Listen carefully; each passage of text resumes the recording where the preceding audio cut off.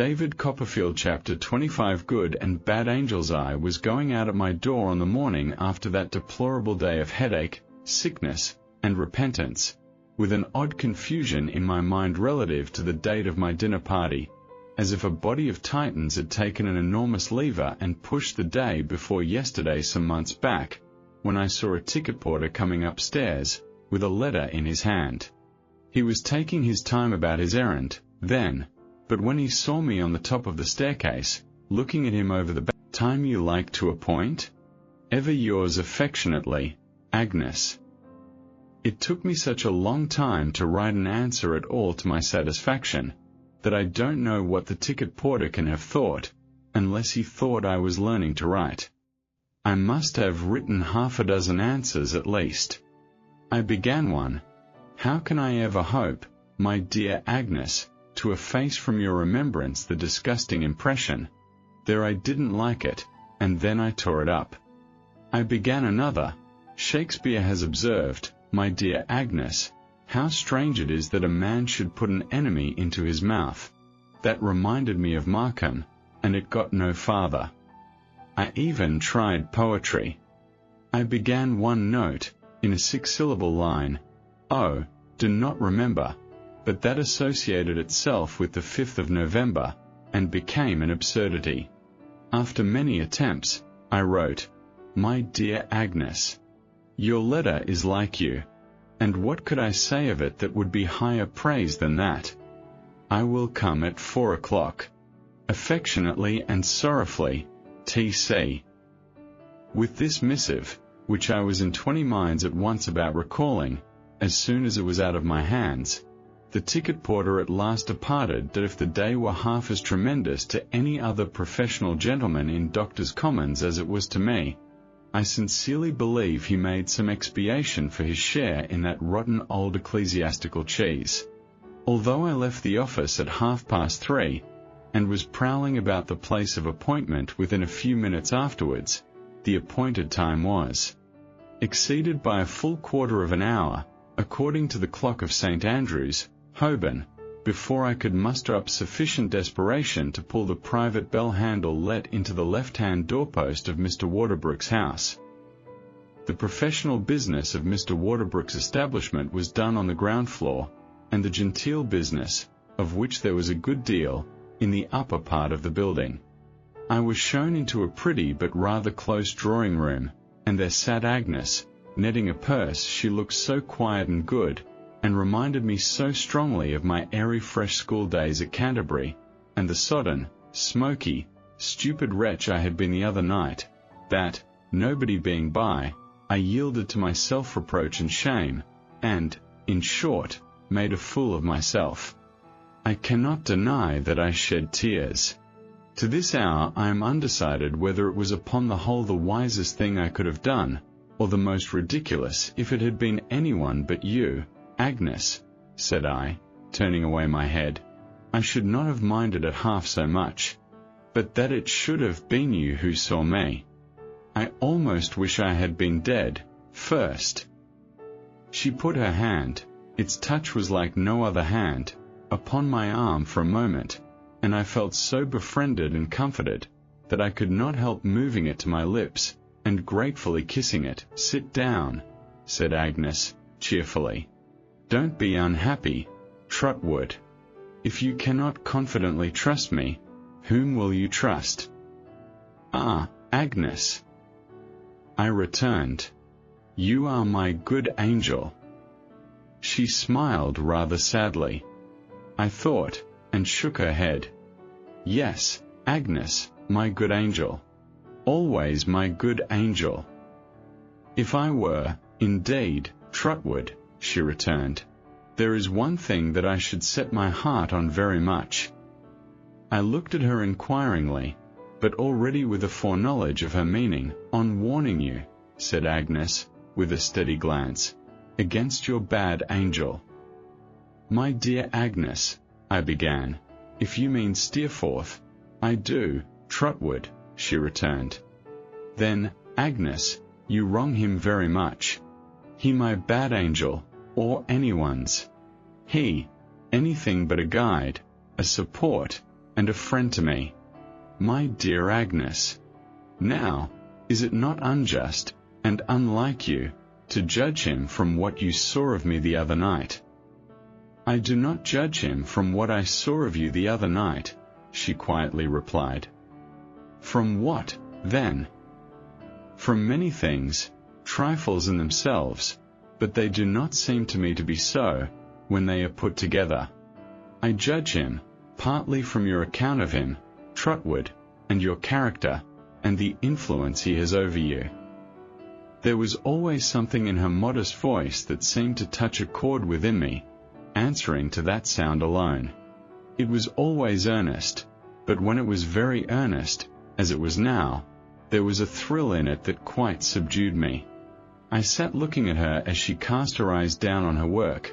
I sat seeming still to listen to her, and Steerforth, in spite of all my attachment to him, darkened in that tone. It is very bold in me, said Agnes, looking up again, who have lived in such seclusion, and can know so little of the world, to give you my advice so confidently, or even to have this strong opinion.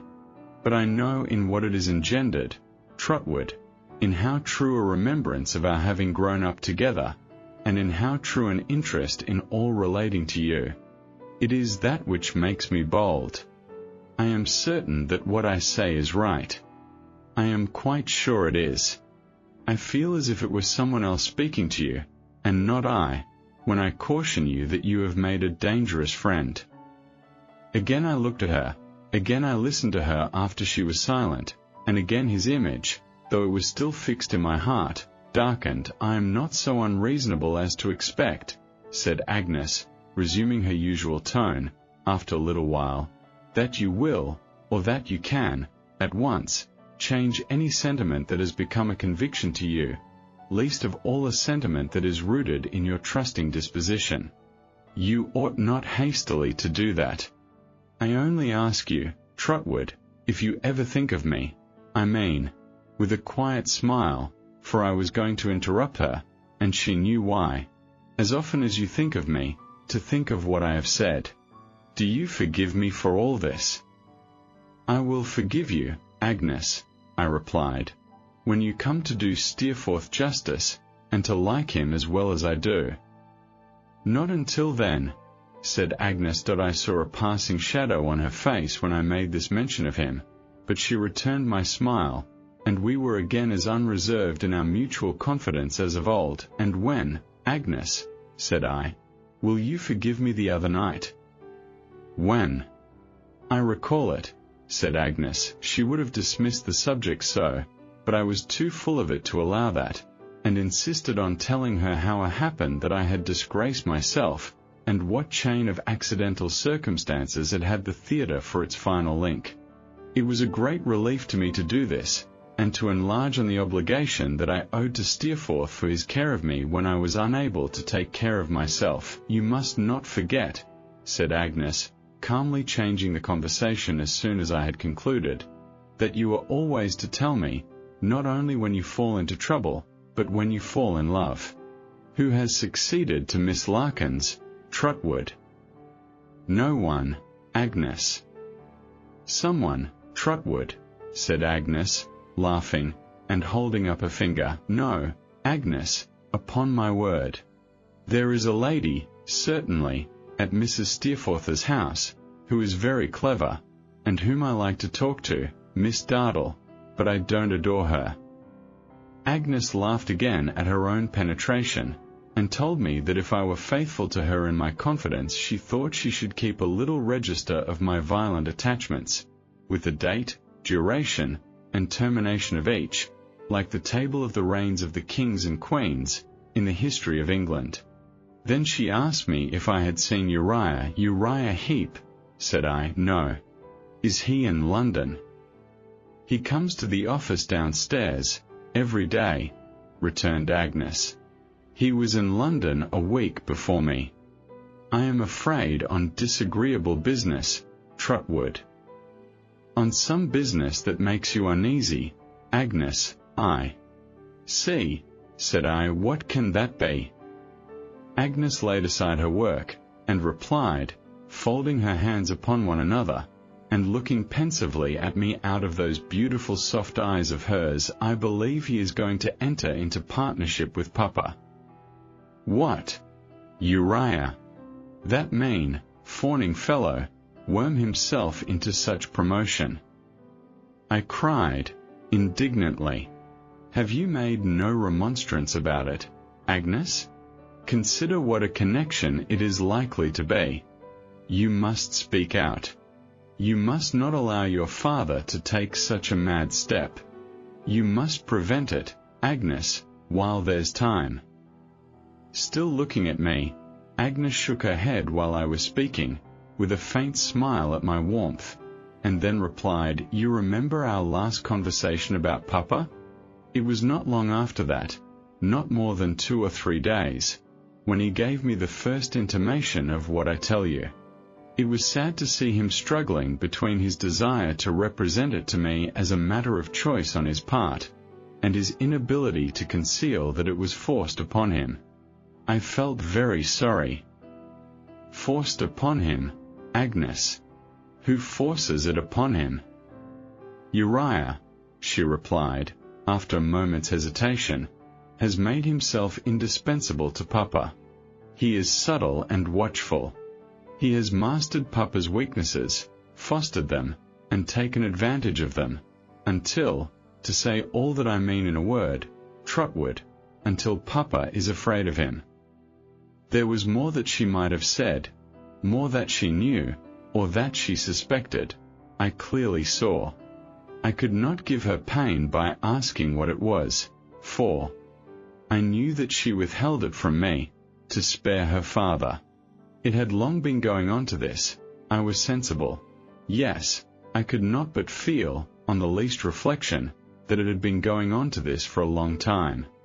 I remained silent. "His ascendancy over Papa," said Agnes, "is very great. He professes humility and gratitude, with truth, perhaps. I hope so, but his position is really one of power, and I fear he makes a hard use of his power." I said he was a hound, which, at the moment, was a great satisfaction to me. "At the time I speak of, as the time when Papa spoke to me," pursued Agnes, "he had told Papa that he was going away, that he was very sorry and unwilling to leave, but that he had better prospects. Papa was very much depressed then, and more bowed down by care than ever you or I have seen him, but he seemed relieved by this expedient of the partnership, though at the same time he seemed hurt by it and ashamed of it." "And how did you receive it, Agnes?" "I did, Trotwood," she replied, "what I hope was right. Feeling sure that it was necessary for Papa's peace that the sacrifice should be made, I entreated him to make it. I said it would lighten the load of his life. I hope it will. And that it would give me increased opportunities of being his companion." "Oh, Trotwood," cried Agnes, putting her hands before her face, as her tears started on it, "I almost feel as if I had been Papa's enemy, instead of his loving child. For I know how he has altered, in his devotion to me. I know how he has narrowed the circle of his sympathies and duties, in the concentration of his whole mind upon me.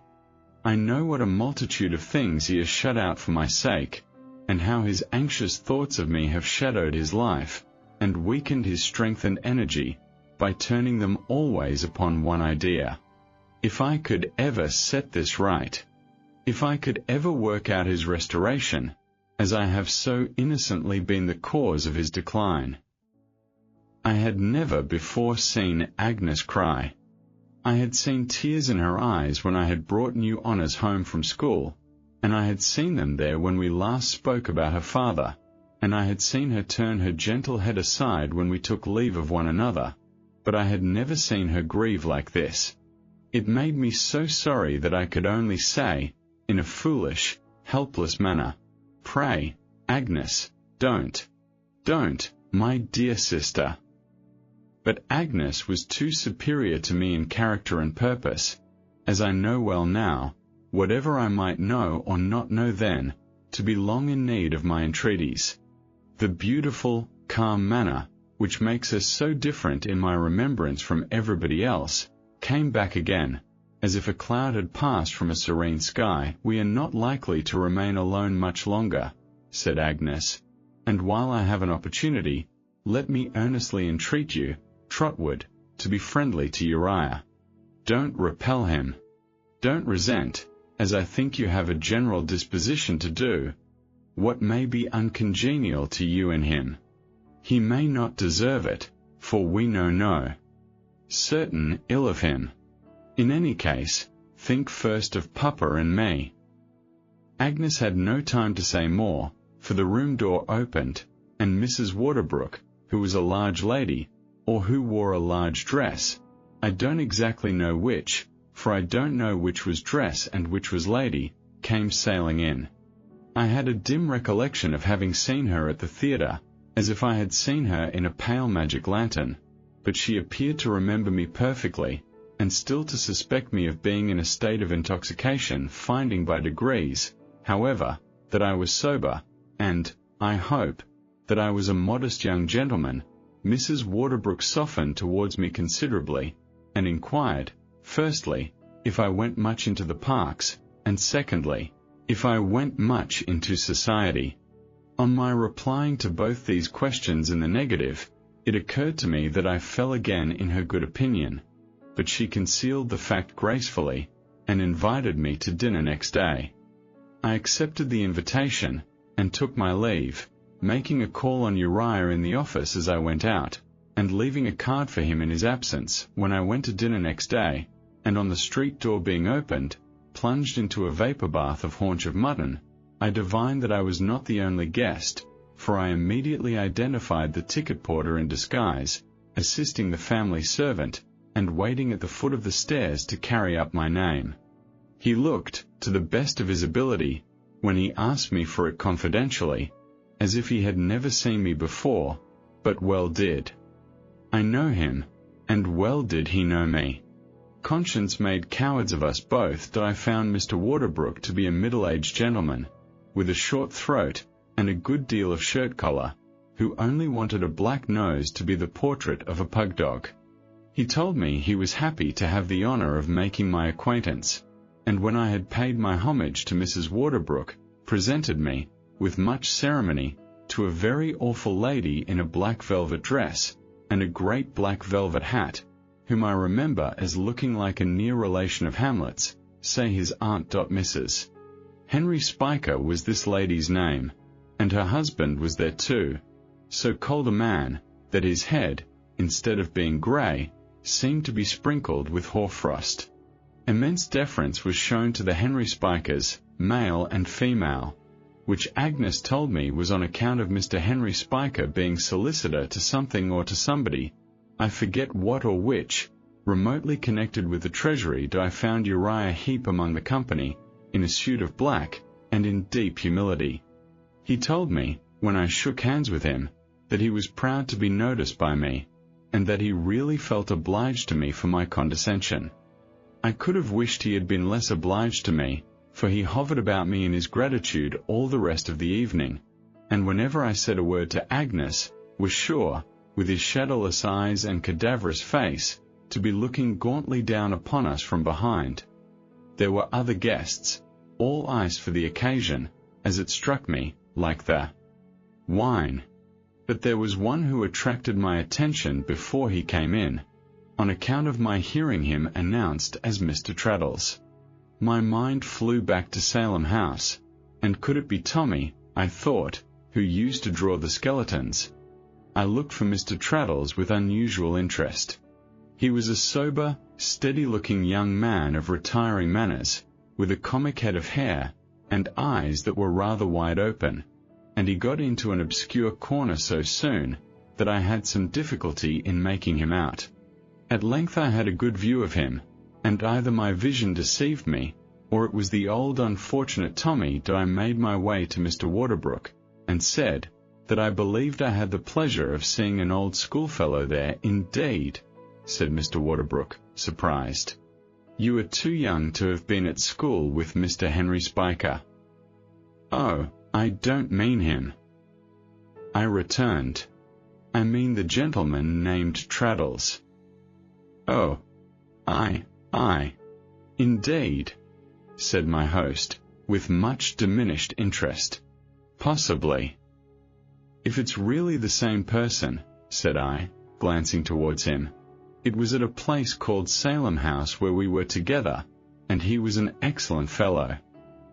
Oh yes, Traddles is a good fellow, returned my host, nodding his head with an air of toleration. Traddles is quite a good fellow. It's a curious coincidence, said I. It is really, returned my host, quite a coincidence that Traddles should be here at all, as Traddles was only invited this morning, when the place at table, intended to be occupied by Mrs. Henry, Spiker's brother, became vacant, in consequence of his indisposition. A very gentlemanly man, Mrs. Henry Spiker's brother, Mr. Copperfield. I murmured an assent, which was full of feeling, considering that I knew nothing at all about him, and I inquired what Mr. Traddles was by profession. Traddles, returned Mr. Waterbrook, is a young man reading for the bar. Yes.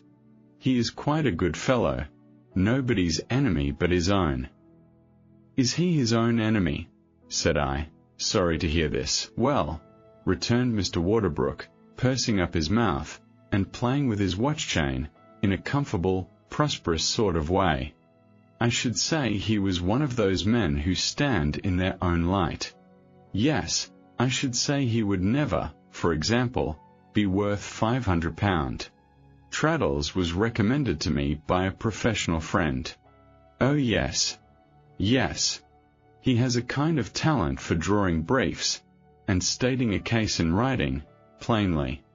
I am able to throw something in Traddles's way, in the course of the year, something, for him, considerable.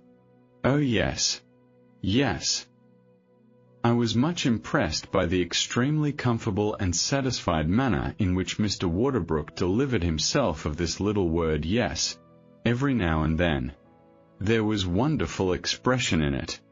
It completely conveyed the idea of a man who had been born, not to say with a silver spoon, but with a scaling ladder, and had gone on mounting all the heights of life one after another, until now he looked, from the top of the fortifications, with the eye of a philosopher and a patron, on the people down in the trenches. My reflections on this theme were still in progress when dinner was announced.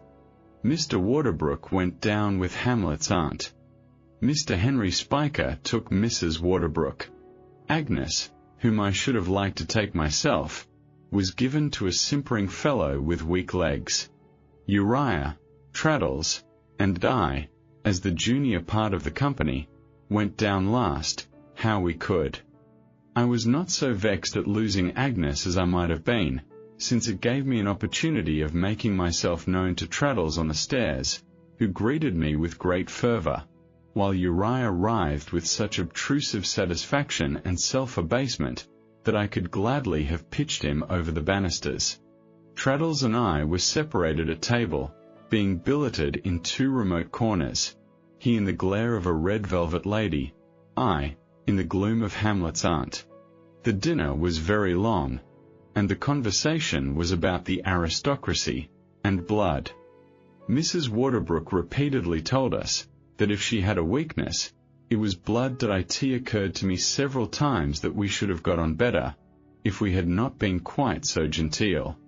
We were so exceedingly genteel, that our scope was very limited.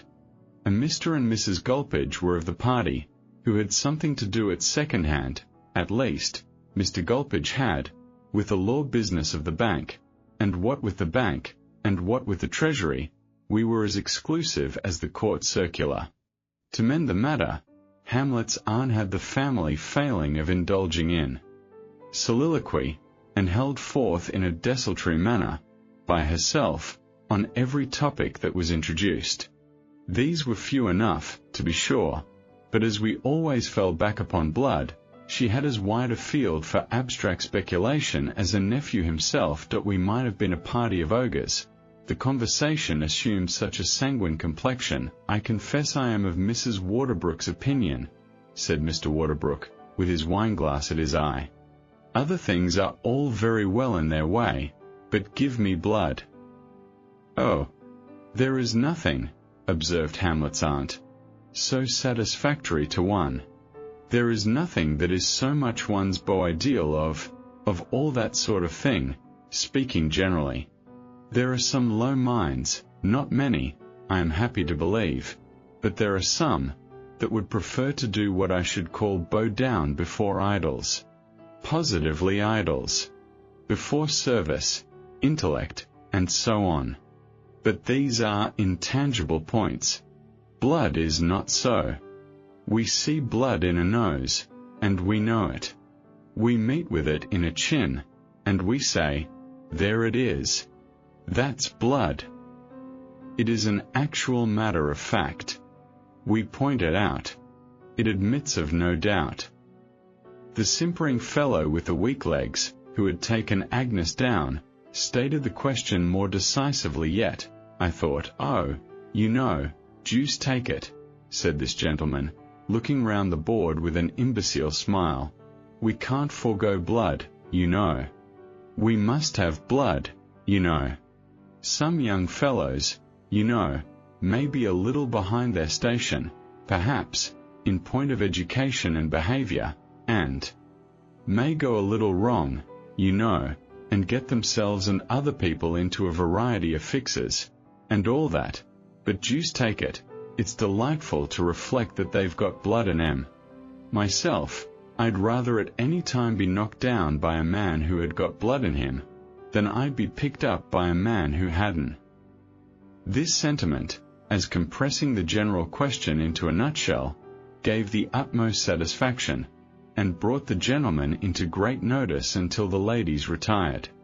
After that, I observed that Mr. Gulpidge and Mr. Henry Spiker, who had hitherto been very distant, entered into a defensive alliance against us, the common enemy, and exchanged a mysterious dialogue across the table for our defeat and overthrow. That affair of the first bond for £4,500 has not taken the course that was expected. Spiker, said Mr. Gulpidge. Do you mean the D of A.S.? Said Mr. Spiker. The C of B.S., said Mr. Gulpidge.Mr. Spiker raised his eyebrows, and looked much concerned. When the question was referred to Lord, I needn't name him, said Mr. Gulpidge, checking himself. I understand, said Mr. Spiker. N.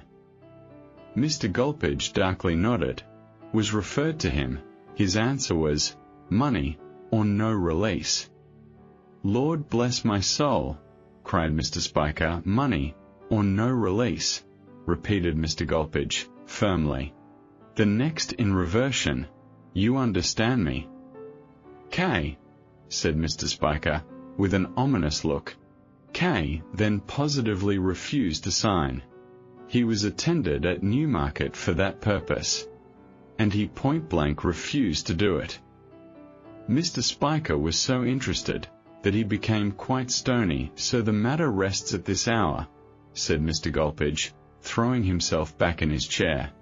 Our friend Waterbrook will excuse me if I forbear to explain myself generally, on account of the magnitude of the interests involved. Mr. Waterbrook was only too happy, as it appeared to me, to have such interests, and such names, even hinted at, across his table. He assumed an expression of gloomy intelligence, though I am persuaded he knew no more about the discussion than I did, and highly approved of the discretion that had been observed. Mr. Spiker, after the receipt of such a confidence, naturally desired to favour his friend with a confidence of his own. Therefore the foregoing dialogue was succeeded by another, in which it was Mr. Gulpidge's turn to be surprised, and that by another in which the surprise came round to Mr. Spiker's turn again, and so on, turn and turn about. All this time we, the outsiders, remained oppressed by the tremendous interests involved in the conversation, and our host regarded us with pride, as the victims of a salutary awe and astonishment. I was very glad indeed to get upstairs to Agnes, and to talk with her in a corner, and to introduce Traddles to her, who was shy, but agreeable, and the same good-natured creature still. As he was obliged to leave early, on account of going away next morning for a month, I had not nearly so much conversation with him as I could have wished, but we exchanged addresses, and promised ourselves the pleasure of another meeting when he should come back to town. He was greatly interested to hear that I knew Steerforth, and spoke of him with such warmth that I made him tell Agnes what he thought of him. But Agnes only looked at me the while, and very slightly shook her head when only I observed her. She was not among people with whom I believed she could be very much at home. I was almost glad to hear that she was going away within a few days, though I was sorry at the prospect of parting from her again so soon. This caused me to remain until all the company were gone. Conversing with her, and hearing her sing, was such a delightful reminder to me of my happy life in the grave old house she had made so beautiful, that I could have remained there half the night, but, having no excuse for staying any longer, when the lights of Mr. Waterbrook's society were all snuffed out, I took my leave very much against my inclination. I felt then, more than ever, that she was my better angel, and if I thought of her sweet face and placid smile, as though they had shone on me from some removed being, like an angel, I hope I thought no harm that I have said that the company were all gone, but I ought to have accepted Uriah, whom I don't include in that denomination, and who had never ceased to hover near us. He was close behind me when I went downstairs. He was close beside me when I walked away from the house, slowly fitting his long skeleton fingers into the still longer fingers of a great Guy Fawkes pair of gloves. It was in no disposition for Uriah's company, but in remembrance of the entreaty Agnes had made to me, that I asked him if he would come home to my rooms, and have some coffee. "Oh, really, Master Copperfield," he rejoined. "I beg your pardon, Mr. Copperfield, but the other comes so natural. I don't like that you should put a constraint upon yourself to ask a numble person like me to your ooze." "There is no constraint in the case," said I. "Will you come?" "I should like to, very much," replied Uriah, with a writhe. "Well, then, come along," said I. I could not help being rather short with him, but he appeared not to mind it. We went the nearest way, without conversing much upon the road, and he was so humble in respect of those scarecrow gloves, that he was still putting them on, and seemed to have made no advance in that labour. When we got to my place, I led him up the dark stairs, to prevent his knocking his head against anything, and really his damp cold hand felt so like a frog in mine, that I was tempted to drop it and run away. Agnes and hospitality prevailed, however, and I conducted him to my fireside. When I lighted my candles, he fell into meek transports with the room that was revealed to him, and when I heated the coffee in an unassuming block-tin vessel in which Mrs. Krupp delighted to prepare it, chiefly, I believe, because it was not intended for the purpose, being a shaving-pot, and because there was a patent invention of great price mouldering away in the pantry, he professed so much emotion that I could joyfully have scolded him. "Oh, really, Master Copperfield, I mean Mr. Copperfield," said Uriah, "to see you waiting upon me is what I never could have expected. But, one way and another, so many things happen to me which I never could have expected. I am sure, in my humble station, that it seems to rain blessings on my head. You have heard something, I dessay, of a change in my expectations, Master Copperfield. I should say, Mr. Copperfield."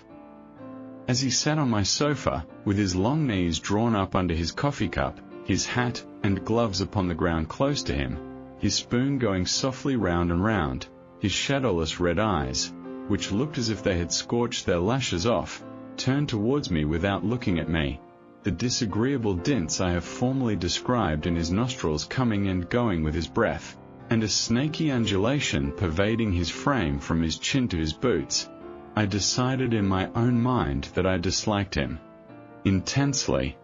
It made me very uncomfortable to have him for a guest, for I was young then, and unused to disguise what I so strongly felt. "You have heard something, I dare say, of a change in my expectations, Master Copperfield. I should say, Mr. Copperfield, observed Uriah. Yes, said I. Something. Ah, I thought Miss Agnes would know of it, he quietly returned. I'm glad to find Miss Agnes knows of it. Oh, thank you, Master, Mr. Copperfield.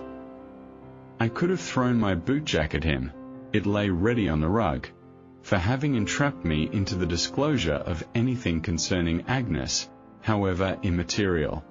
But I only drank my coffee. What a prophet you have shown yourself, Mr. Copperfield, pursued Uriah. Dear me, what a prophet you have proved yourself to be. Don't you remember saying to me once, that perhaps I should be a partner in Mr. Wickfield's business, and perhaps it might be Wickfield and Heep? You may not recollect it, but when a person is humble, Master Copperfield, a person treasures such things up. I recollect talking about it, said I, though I certainly did not think it very likely then. Oh, who would have thought it likely, Mr. Copperfield? Returned Uriah, enthusiastically.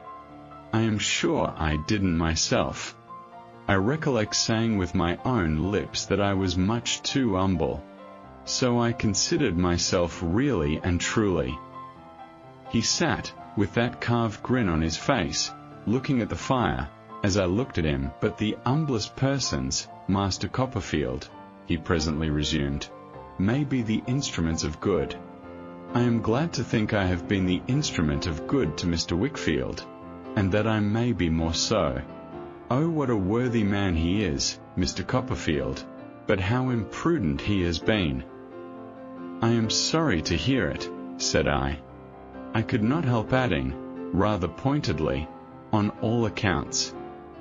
Decidedly so, Mr. Copperfield, replied Uriah. On all accounts. Miss Agnes's above all. You don't remember your own eloquent expressions, Master Copperfield, but I remember how you said one day that everybody must admire her, and how I thanked you for it. You have forgot that, I have no doubt, Master Copperfield. No, said I, dryly. Oh, how glad I am you have not, exclaimed Uriah. To think that you should be the first to kindle the sparks of ambition in my humble breast, and that you've not forgot it. Oh, would you excuse me asking for a cup more coffee? Something in the emphasis he laid upon the kindling of those sparks, and something in the glance he directed at me as he said it, had made me start as if I had seen him illuminated by a blaze of light. Recalled by his request, preferred in quite another tone of voice, I did the honors of the shaving pot, but I did them with an unsteadiness of hand, a sudden sense of being no match for him, and a perplexed suspicious anxiety as to what he might be going to say next, which I felt could not escape his observation. He said nothing at all. He stirred his coffee round and round, he sipped it, he felt his chin softly with his grisly hand, he looked at the fire, he looked about the room, he gasped rather than smiled at me, he writhed and undulated about, in his deferential civility, he stirred and sipped again, but he left the renewal of the conversation to me. So, Mr. Wickfield, said I, at last, who is worth 500 of you, or me, for my life, I think. I could not have helped dividing that part of the sentence with an awkward jerk. Has been imprudent, has he, Mr. Heep? Oh, very imprudent indeed, Master Copperfield, returned Uriah, sighing modestly. Oh, very much so. But I wish you'd call me Uriah, if you please. It's like old times. Well, Uriah, said I, bolting it out with some difficulty. Thank you, he returned, with fervor.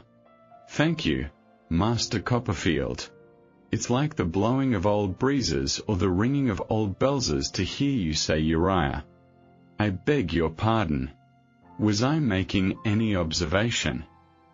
About Mr. Wickfield, I suggested. Oh, yes, truly, said Uriah. Ah, Great imprudence, Master Copperfield. It's a topic that I wouldn't touch upon, to any soul but you. Even to you I can only touch upon it, and no more. If anyone else had been in my place during the last few years, by this time he would have had Mr. Wickfield. Oh, what a worthy man he is, Master Copperfield, too, under his thumb. His thumb, said Uriah, very slowly, as he stretched out his cruel-looking hand above my table, and pressed his own thumb upon it, until it shook, and shook the room. If I had been obliged to look at him with his splay foot on Mr. Wickfield's head, I think I could scarcely have hated him more. Oh, dear, yes, Master Copperfield, he proceeded, in a soft voice, most remarkably contrasting with the action of his thumb, which did not diminish its hard pressure in the least degree. There's no doubt of it. There would have been loss, disgrace, I don't know what. At all. Mr. Wickfield knows it. I am the humble instrument of humblest serving him, and he puts me on an eminence I hardly could have hoped to reach. How thankful should I be? With his face turned towards me, as he finished, but without looking at me, he took his crooked thumb off the spot where he had planted it, and slowly and thoughtfully scraped his lank jaw with it, as if he were shaving himself. I recollect well how indignantly my heart beat, as I saw his crafty face, with the appropriately red light of the fire upon it, preparing for something else. Master Copperfield, he began. But am I keeping you up? You are not keeping me up. I generally go to bed late. Thank you, Master Copperfield. I have risen from my humble station since first you used to address me. It is true, but I am humble still. I hope I never shall be otherwise than humble. You will not think the worse of my humbleness, if I make a little confidence to you, Master Copperfield? Will you? Oh no, said I, with an effort. Thank you. He took out his pocket-handkerchief, and began wiping the palms of his hands. Miss Agnes, Master Copperfield. Well, Uriah. Oh, how pleasant to be called Uriah, spontaneously, he cried, and gave himself a jerk, like a convulsive fish. You thought her looking very beautiful tonight, Master Copperfield. I thought her looking as she always does, superior, in all respects, to everyone around her, I returned. Oh, thank you. It's so true, he cried. Oh, thank you very much. For that. Not at all, I said, loftily. There is no reason why you should thank me. Why that, Master Copperfield, said Uriah, is, in fact, the confidence that I am going to take the liberty of reposing. Humble as I am, he wiped his hand harder, and looked at them and at the fire by turns, humble as my mother is, and lowly as our poor but honest roof has ever been, the image of Miss Agnes, I don't mind trusting you with my secret, Master Copperfield, for I have always overflowed towards you since the first moment I had the pleasure of beholding you in a pony-shay, has been in my breast for years. Oh, Master Copperfield, with what a pure affection do I love the ground my Agnes walks on. I believe I had a delirious idea of seizing the red-hot poker out of the fire, and running him through with it. It went from me with a shock, like a ball fired from a rifle, but the image of Agnes, outraged by so much as a thought of this red-headed animal's, remained in my mind when I looked at him, sitting all awry as if his mean soul griped his body, and made me giddy. He seemed to swell and grow before my eyes. The room seemed full of the echoes of his voice, and the strange feeling, to which, perhaps, no one is quite a stranger, that all this had occurred before, at some indefinite time, and that I knew what he was going to say next, took possession of me. A timely observation of the sense of power that there was in his face, did more to bring back to my remembrance the entreaty of Agnes, in its full force, than any effort I could have made. I asked him, with a better appearance of composure than I could have thought possible a minute before, whether he had made his feelings known to Agnes. "Oh no, Master Copperfield," he returned. "Oh dear, no. Not to anyone but you. You see, I am only just emerging from my lowly station. I rest a good deal of hope on her observing how useful I am to her father, for I trust to be very useful to him indeed, Master Copperfield, and how I smooth the way for him, and keep him straight. She's so much attached to her father, Master Copperfield, oh, what a lovely thing it is in a daughter, that I think she may come, on his account, to be kind to me." I fathomed the depth of the rascal's whole scheme, and understood why he laid it bare. "If you'll have the goodness to keep my secret, Master Copperfield," he pursued, "and not, in general, to go against me, I shall take it as a particular favor. You wouldn't wish to make unpleasantness.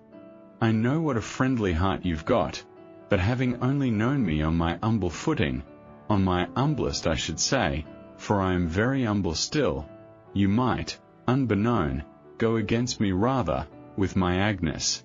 I call her mine, you see, Master Copperfield. There's a song that says, I'd crowns resign, to call her mine. I hope to do it, one of these days. Dear Agnes, so much too loving and too good for anyone that I could think of. Was it possible that she was reserved to be the wife of such a wretch as this? There's no hurry at present, you know, Master Copperfield, Uriah proceeded, in his slimy way, as I sat gazing at him, with this thought in my mind. My Agnes is very young still, and Mother and me will have to work our way upwards, and make a good many new arrangements, before it would be quite convenient. So I shall have time gradually to make her familiar with my hopes, as opportunities offer. Oh, I'm so much obliged to you for this confidence.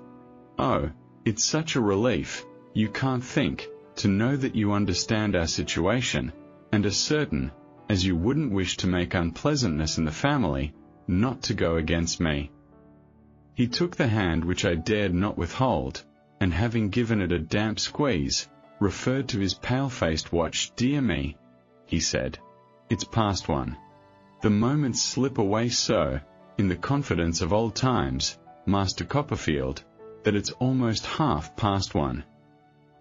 I answered that I had thought it was later. Not that I had really thought so, but because my conversational powers were effectually scattered. "Dear me," he said, considering. "The ooze that I am stopping at, a sort of a private hotel and boarding ooze, Master Copperfield, near the New River Ed, will have gone to bed these 2 hours." "I am sorry," I returned, "that there is only one bed here, and that Oh, don't think of mentioning beds, Master Copperfield," he rejoined ecstatically, drawing up one leg.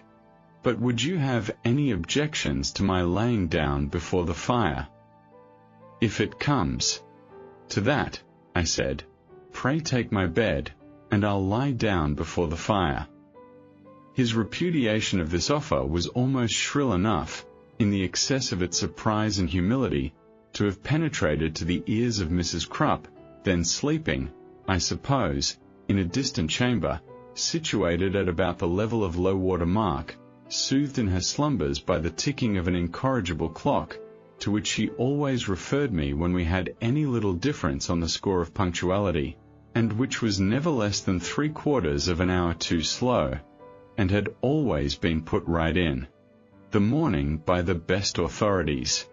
As no arguments I could urge, in my bewildered condition, had the least effect upon his modesty in inducing him to accept my bedroom, I was obliged to make the best arrangements I could for his repose before the fire. The mattress of the sofa, which was a great deal too short for his lank figure, the sofa pillows, a blanket, the table cover, a clean breakfast cloth, and a greatcoat, made him a bed and covering, for which he was more than thankful. Having lent him a nightcap, which he put on at once, and in which he made such an awful figure, that I have never worn one since, I left him to his rest. I never shall forget that night. I never shall forget how I turned and tumbled, how I wearied myself with thinking about Agnes and this creature, how I considered what could I do, and what ought I to do, how I could come to no other conclusion than that the best course for her peace was to do nothing, and to keep to myself what I had heard. If I went to sleep for a few moments, the image of Agnes with her tender eyes, and of her father looking fondly on her, as I had so often seen him look, arose before me with appealing faces, and filled me with vague terrors. When I awoke, the recollection that Uriah was lying in the next room sat heavy on me like a waking nightmare, and oppressed me with a leaden dread, as if I had had some meaner quality of devil for a lodger. The poker got into my dozing thoughts besides, and wouldn't come out. I thought, between sleeping and waking, that it was still red hot, and I had snatched it out of the fire, and run him through the body. I was so haunted at last by the idea, though I knew there was nothing in it, that I stole into the next room to look at him. There I saw him, lying on his back, with his legs extending to I don't know where, gurglings taking place in his throat, stoppages in his nose, and his mouth open like a post office. He was so much worse in reality than in my distempered fancy, that afterwards I was attracted to him in very repulsion, and could not help wandering in and out every half hour or so, and taking another look at him. Still, the long, long night seemed heavy and hopeless as ever, and no promise of day was in the murky sky when I saw him going downstairs early in the morning, for, thank heaven, he would not stay to breakfast. It appeared to me as if the night was going away in his person. When I went out to the commons, I charged Mrs. Krupp with particular directions to leave the windows open, that my sitting room might be aired, and purged of his presence. David Copperfield, chapter 26. I fall into captivity. I saw no more of Uriah Heep, until the day when Agnes left town. I was at the coach office to take leave of her and see her go, and there was he, returning to Canterbury by the same conveyance. It was some small satisfaction to me to observe his spare, short-waisted, high-shouldered, mulberry-coloured greatcoat perched up, in company with an umbrella like a small tent, on the edge of the back seat on the roof, while Agnes was, of course, inside. But what I underwent in my efforts to be friendly with him, while Agnes looked on, perhaps deserved that little recompense.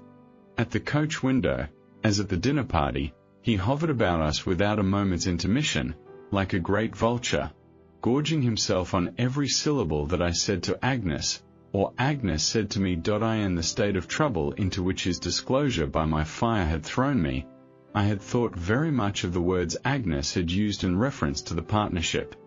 I did what I hope was right, feeling sure that it was necessary for Papa's peace that the sacrifice should be made. I entreated him to make it. A miserable foreboding that she would yield to, and sustain herself by, the same feeling in reference to any sacrifice for his sake, had oppressed me ever since. I knew how she loved him. I knew what the devotion of her nature was. I knew from her own lips that she regarded herself as the innocent cause of his errors, and as owing him a great debt she ardently desired to pay.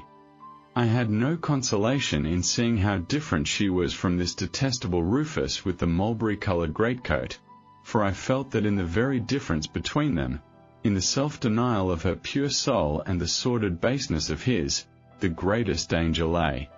All this, doubtless, he knew thoroughly, and had, in his cunning, considered well. Yet I was so certain that the prospect of such a sacrifice afar off must destroy the happiness of Agnes, and I was so sure, from her manner, of its being unseen by her then, and having cast no shadow on her yet, that I could as soon have injured her, as given her any warning of what impended. Thus it was that we parted without explanation, she waving her hand and smiling farewell from the coach window, her evil genius writhing on the roof, as if he had her in his clutches and triumphed. I could not get over this farewell glimpse of them for a long time. When Agnes wrote to tell me of her safe arrival, I was as miserable as when I saw her going away. Whenever I fell into a thoughtful state, this subject was sure to present itself, and all my uneasiness was sure to be redoubled.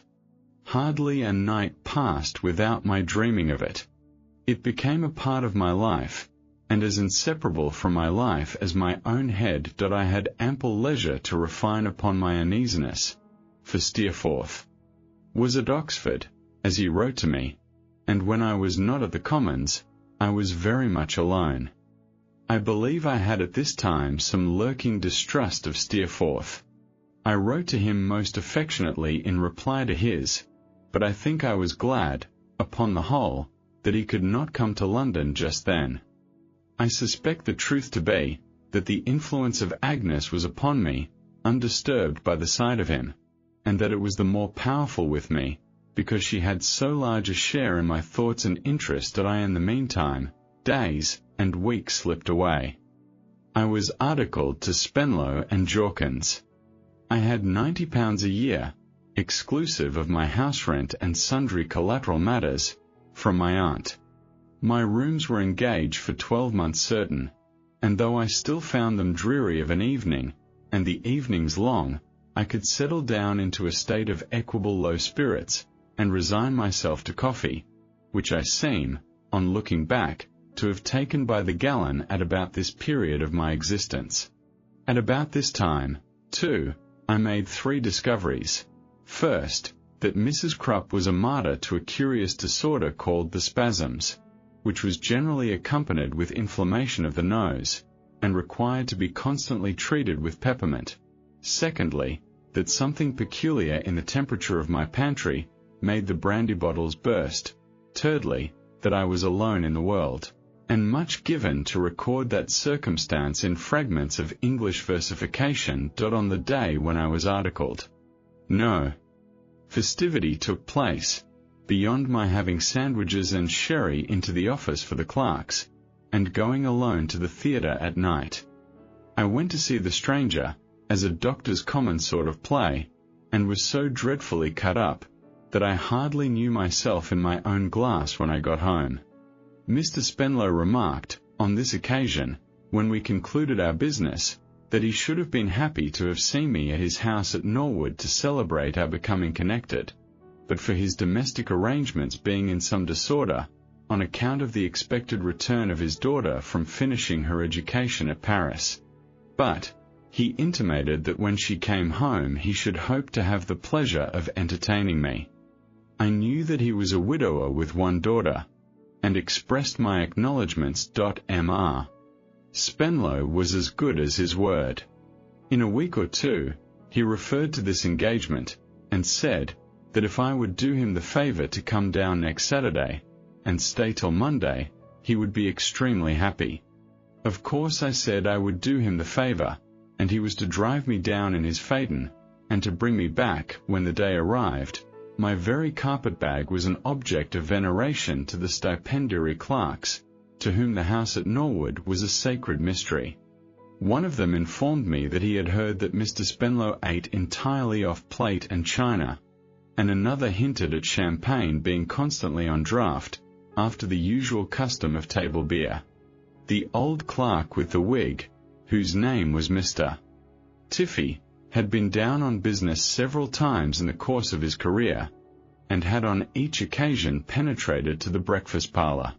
He described it as an apartment of the most sumptuous nature, and said that he had drunk brown East India sherry there, of a quality so precious as to make a man wink. We had an adjourned cause in the consistory that day, about excommunicating a baker who had been objecting in a vestry to a paving rate, and as the evidence was just twice the length of Robinson Crusoe, according to a calculation I made, it was rather late in the day before we finished. However, we got him excommunicated for 6 weeks, and sentenced in no end of costs, and then the baker's proctor, and the judge, and the advocates on both sides, who were all nearly related, went out of town together, and Mr. Spenlow and I drove away in the phaeton. The phaeton was a very handsome affair, The horses arched their necks and lifted up their legs as if they knew they belonged to Doctors' Commons.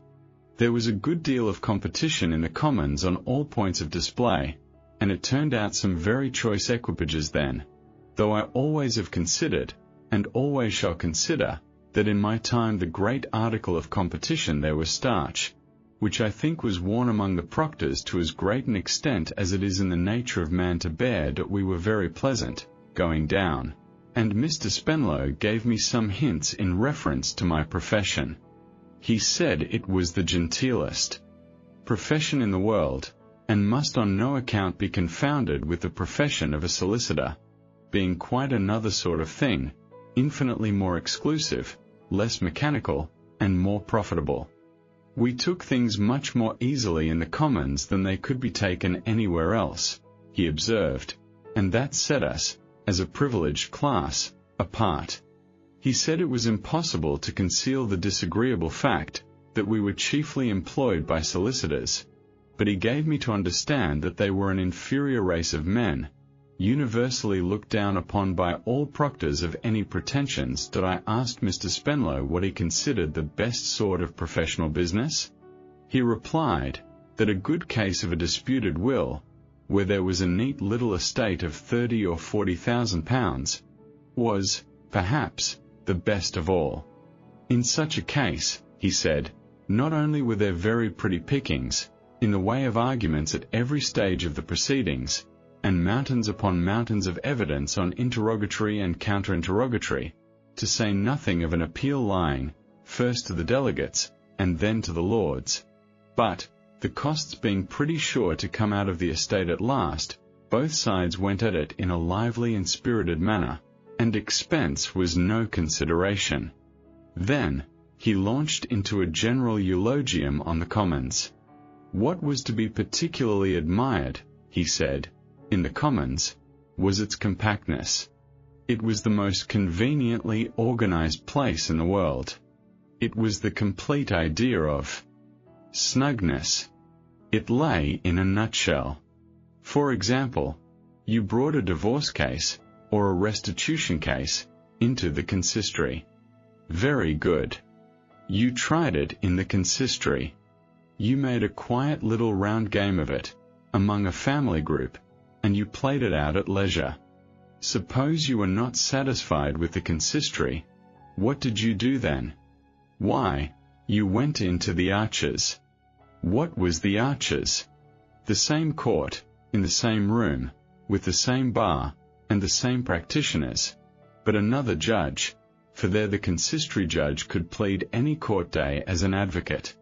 Well, you played your round game out again. Still you were not satisfied. Very good. What did you do then? Why, you went to the delegates. Who were the delegates?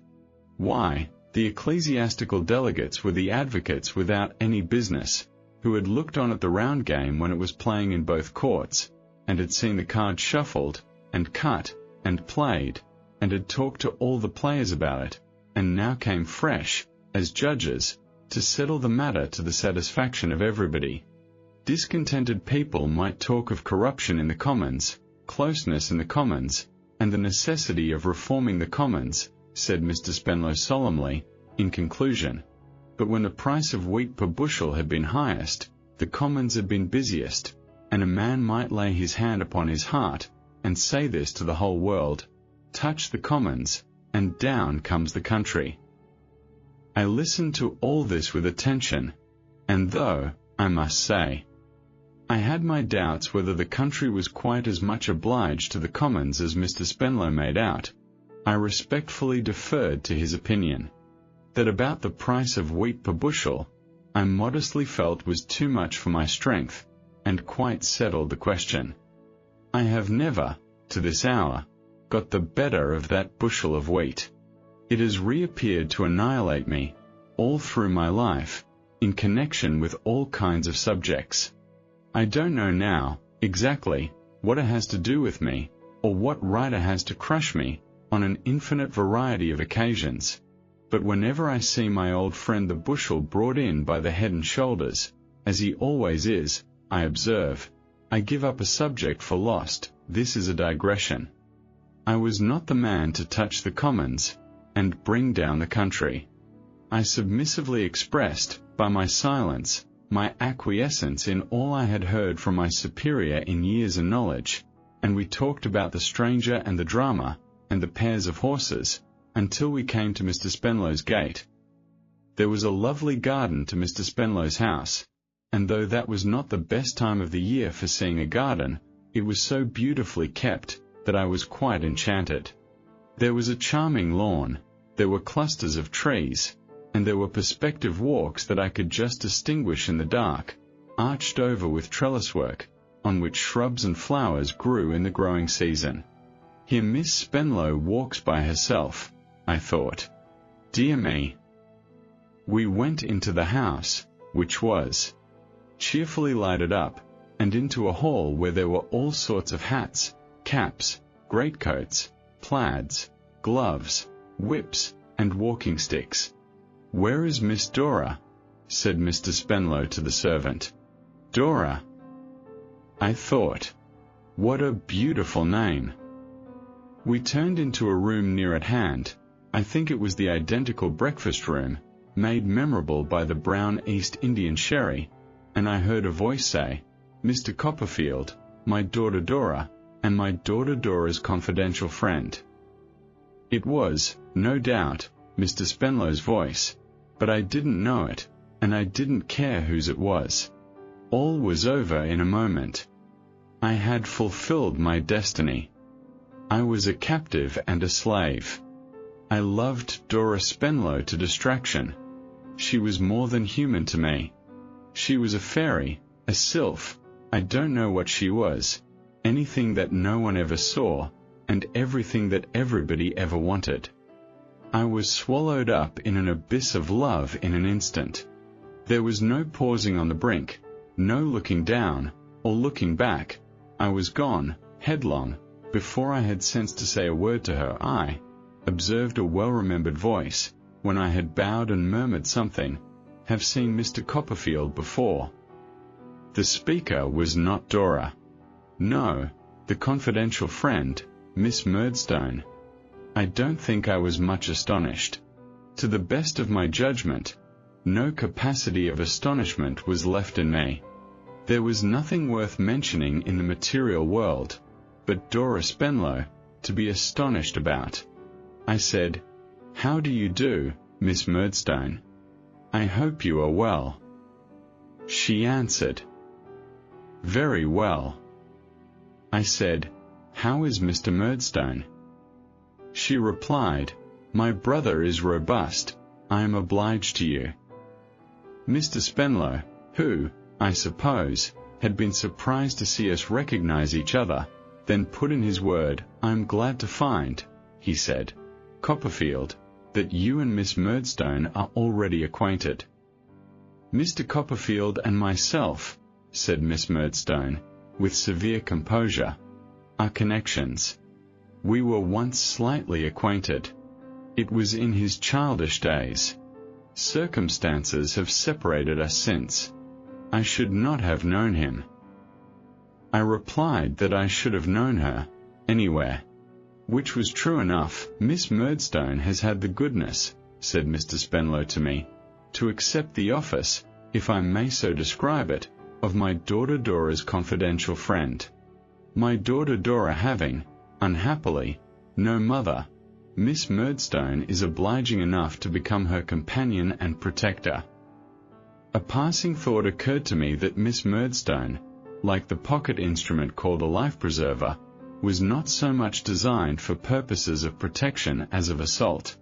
But as I had none but passing thoughts for any subject save Dora, I glanced at her, directly afterwards, and was thinking that I saw, in her prettily pettish manner, that she was not very much inclined to be particularly confidential to her companion and protector, when a bell rang, which Mr. Spenlow said was the first dinner bell, and so carried me off to dress. The idea of dressing oneself, or doing anything in the way of action, in that state of love, was a little too ridiculous. I could only sit down before my fire, biting the key of my carpet-bag, and think of the captivating, girlish, bright-eyed, lovely Dora. What a form she had, what a face she had, what a graceful, variable, enchanting manner. The bell rang again so soon that I made a mere scramble of my dressing, instead of the careful operation I could have wished under the circumstances, and went downstairs. There was some company. Dora was talking to an old gentleman with a grey head. Grey as he was, and a great-grandfather into the bargain, for he said so, I was madly jealous of him. What a state of mind I was in! I was jealous of everybody. I couldn't bear the idea of anybody knowing Mr. Spenlow better than I did. It was torturing to me to hear them talk of occurrences in which I had had no share. When a most amiable person, with a highly polished bald head, asked me across the dinner table, if that were the first occasion of my seeing the grounds, I could have done anything to him that was savage and revengeful. That I don't remember who was there, except Dora. I have not the least idea what we had for dinner, besides Dora. My impression is, that I dined off Dora, entirely, and sent away half a dozen plates untouched. I sat next to her. I talked to her. She had the most delightful little voice, the gayest little laugh, the pleasantest and most fascinating little ways, that ever led a lost youth into hopeless slavery. She was rather diminutive altogether. So much the more precious, I thought, when she went out of the room with Miss Murdstone. No other ladies were of the party. I fell into a reverie, only disturbed by the cruel apprehension that Miss Murdstone would disparage me to her. The amiable creature with the polished head told me a long story, which I think was about gardening. I think I heard him say, "My gardener," several times.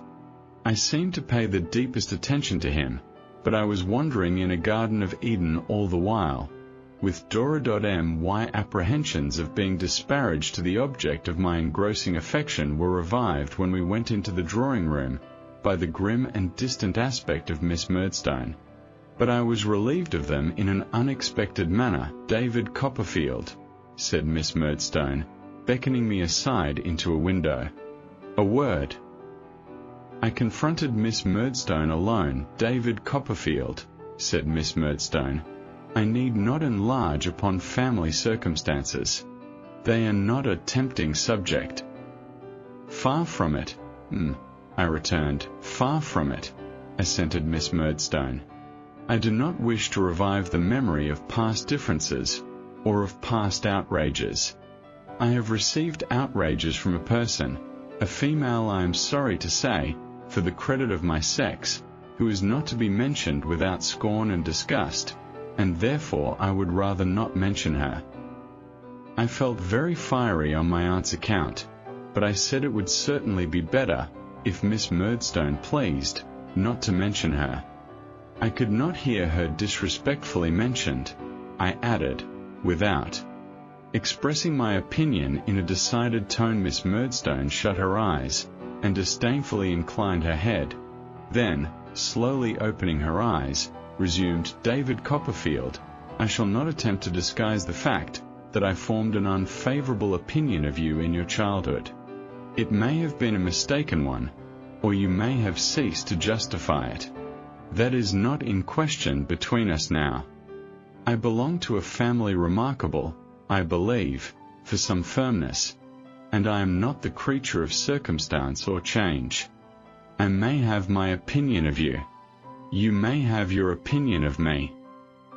I inclined my head, in my turn. "But it is not necessary," said Miss Murdstone, "that these opinions should come into collision here. Under existing circumstances, it is as well on all accounts that they should not. As the chances of life have brought us together again, and may bring us together on other occasions, I would say, let us meet here as distant acquaintances. Family circumstances are a sufficient reason for our only meeting on that footing, and it is quite unnecessary that either of us should make the other the subject of remark. Do you approve of this?"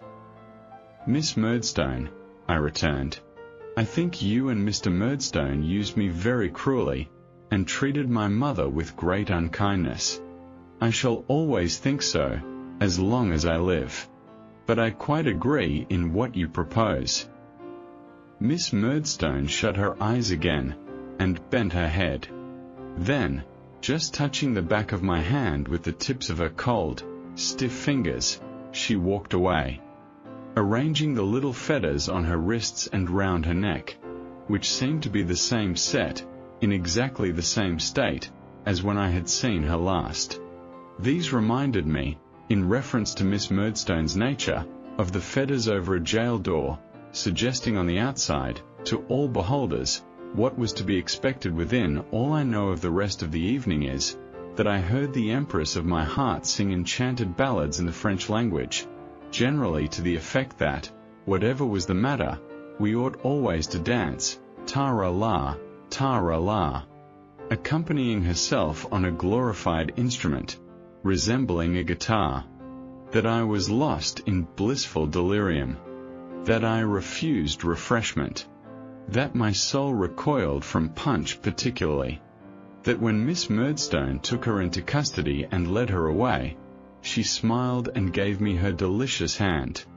That I caught a view of myself in a mirror, looking perfectly imbecile and idiotic. That I retired to bed in a most maudlin state of mind, and got up in a crisis of feeble infatuation. That it was a fine morning, and early, and I thought I would go and take a stroll down one of those wire-arched walks, and indulge my passion by dwelling on her image. On my way through the hall, I encountered her little dog, who was called Jip, short for Gypsy. I approached him tenderly, for I loved even him, but he showed his whole set of teeth, got under a chair expressly to snarl, and wouldn't hear of the least familiarity. The garden was cool and solitary. I walked about, wondering what my feelings of happiness would be, if I could ever become engaged to this dear wonder. As to marriage, and fortune, and all that, I believe I was almost as innocently undesigning then, as when I loved little Emily. To be allowed to call her Dora, to write to her, to dote upon and worship her, to have reason to think that when she was with other people she was yet mindful of me, seemed to me the summit of human ambition. I am sure it was the summit of mine. There is no doubt whatever that I was a lackadaisical young spoony, but there was a purity of heart in all this, that prevents my having quite a contemptuous recollection of it. Let me laugh as I may, that I had not been walking long, when I turned a corner, and met her. I tingle again from head to foot as my recollection turns that corner, and my pen shakes in my hand. "You are out early, Miss Spenlow," said I. "It's so stupid at home," she replied, "and Miss Murdstone is so absurd. She talks such nonsense about its being necessary for the day to be aired, before I come out." "Aired?" She laughed, here, in the most melodious manner. "On a Sunday morning, when I don't practice, I must do something. So I told Papa last night I must come out. Besides, it's the brightest time of the whole day. Don't you think so?" I hazarded a bold flight, and said, not without stammering, that it was very bright to me then, though it had been very dark to me a minute before. "Do you mean a compliment?" said Dora, "or that the weather has really changed?" I stammered worse than before, in replying that I meant no compliment, but the plain truth, though I was not aware of any change having taken place in the weather. It was in the state of my own feelings, I added bashfully, to clench the explanation, that I never saw such curls. How could I, for there never were such curls. As though she shook out to hide her blushes. As to the straw hat and blue ribbons which was on the top of the curls, if I could only have hung it up in my room in Buckingham Street, what a priceless possession it would have been. "You have just come home from Paris," said I. "Yes," said she. "Have you ever been there?" "No." "Oh, I hope you'll go soon. You would like it so much." Traces of deep-seated anguish appeared in my countenance. That she should hope I would go, that she should think it possible I could go, was insupportable. I depreciated Paris. I depreciated France. I said I wouldn't leave England, under existing circumstances, for any earthly consideration. Nothing should induce me. In short, she was shaking the curls again. When the little dog came running along the walk to our relief, he was mortally jealous of me, and persisted in barking at me. She took him up in her arms, oh my goodness, and caressed him, but he persisted upon barking still. He wouldn't let me touch him, when I tried, and then she beat him. It increased my sufferings greatly to see the pat she gave him for punishment on the bridge of his blunt nose, while he winked his eyes, and licked her hand, and still growled within himself like a little double bass. At length he was quiet. Well he might be with her dimpled chin upon his head. And we walked away to look at a greenhouse. You are not very intimate with Miss Murdstone, are you? Said Dora. My pet. The two last words were to the dog. Oh, if they had only been to me. No, I replied. Not at all so. She is a tiresome creature, said Dora, pouting. I can't think what Papa can have been about, when he chose such a vexatious thing to be my companion. Who wants a protector? I am sure I don't want a protector. Jip can protect me a great deal better than Miss Murdstone, can't you, Jip, dear? He only winked lazily, when she kissed his ball of a head. Papa calls her my confidential friend, but I am sure she is no such thing, is she, Jip? We are not going to confide in any such cross people, Jip and I. We mean to bestow our confidence where we like, and to find out our own friends, instead of having them found out for us, don't we, Jip? Jip made a comfortable noise, in answer, a little like a tea kettle when it sings. As for me, every word was a new heap of feathers, riveted above the last. It is very hard, because we have not a kind mamma, that we are to have, instead, a sulky, gloomy old thing like Miss Murdstone, always following us about, isn't it, Jip? Never mind, Jip. We won't be confidential, and we'll make ourselves as happy as we can in spite of her, and we'll tease her, and not please her, won't we, Jip? If it had lasted any longer, I think I must have gone down on my knees on the gravel, with the probability before me of grazing them, and of being presently ejected from the premises besides. But, by good fortune, the greenhouse was not far off, and these words brought us to it contained quite a show of beautiful geraniums. We loitered along in front of them, and Dora often stopped to admire this one or that one, and I stopped to admire the same one, and Dora, laughing, held the dog up childishly, to smell the flowers, and if we were not all three in Fairyland, certainly I was.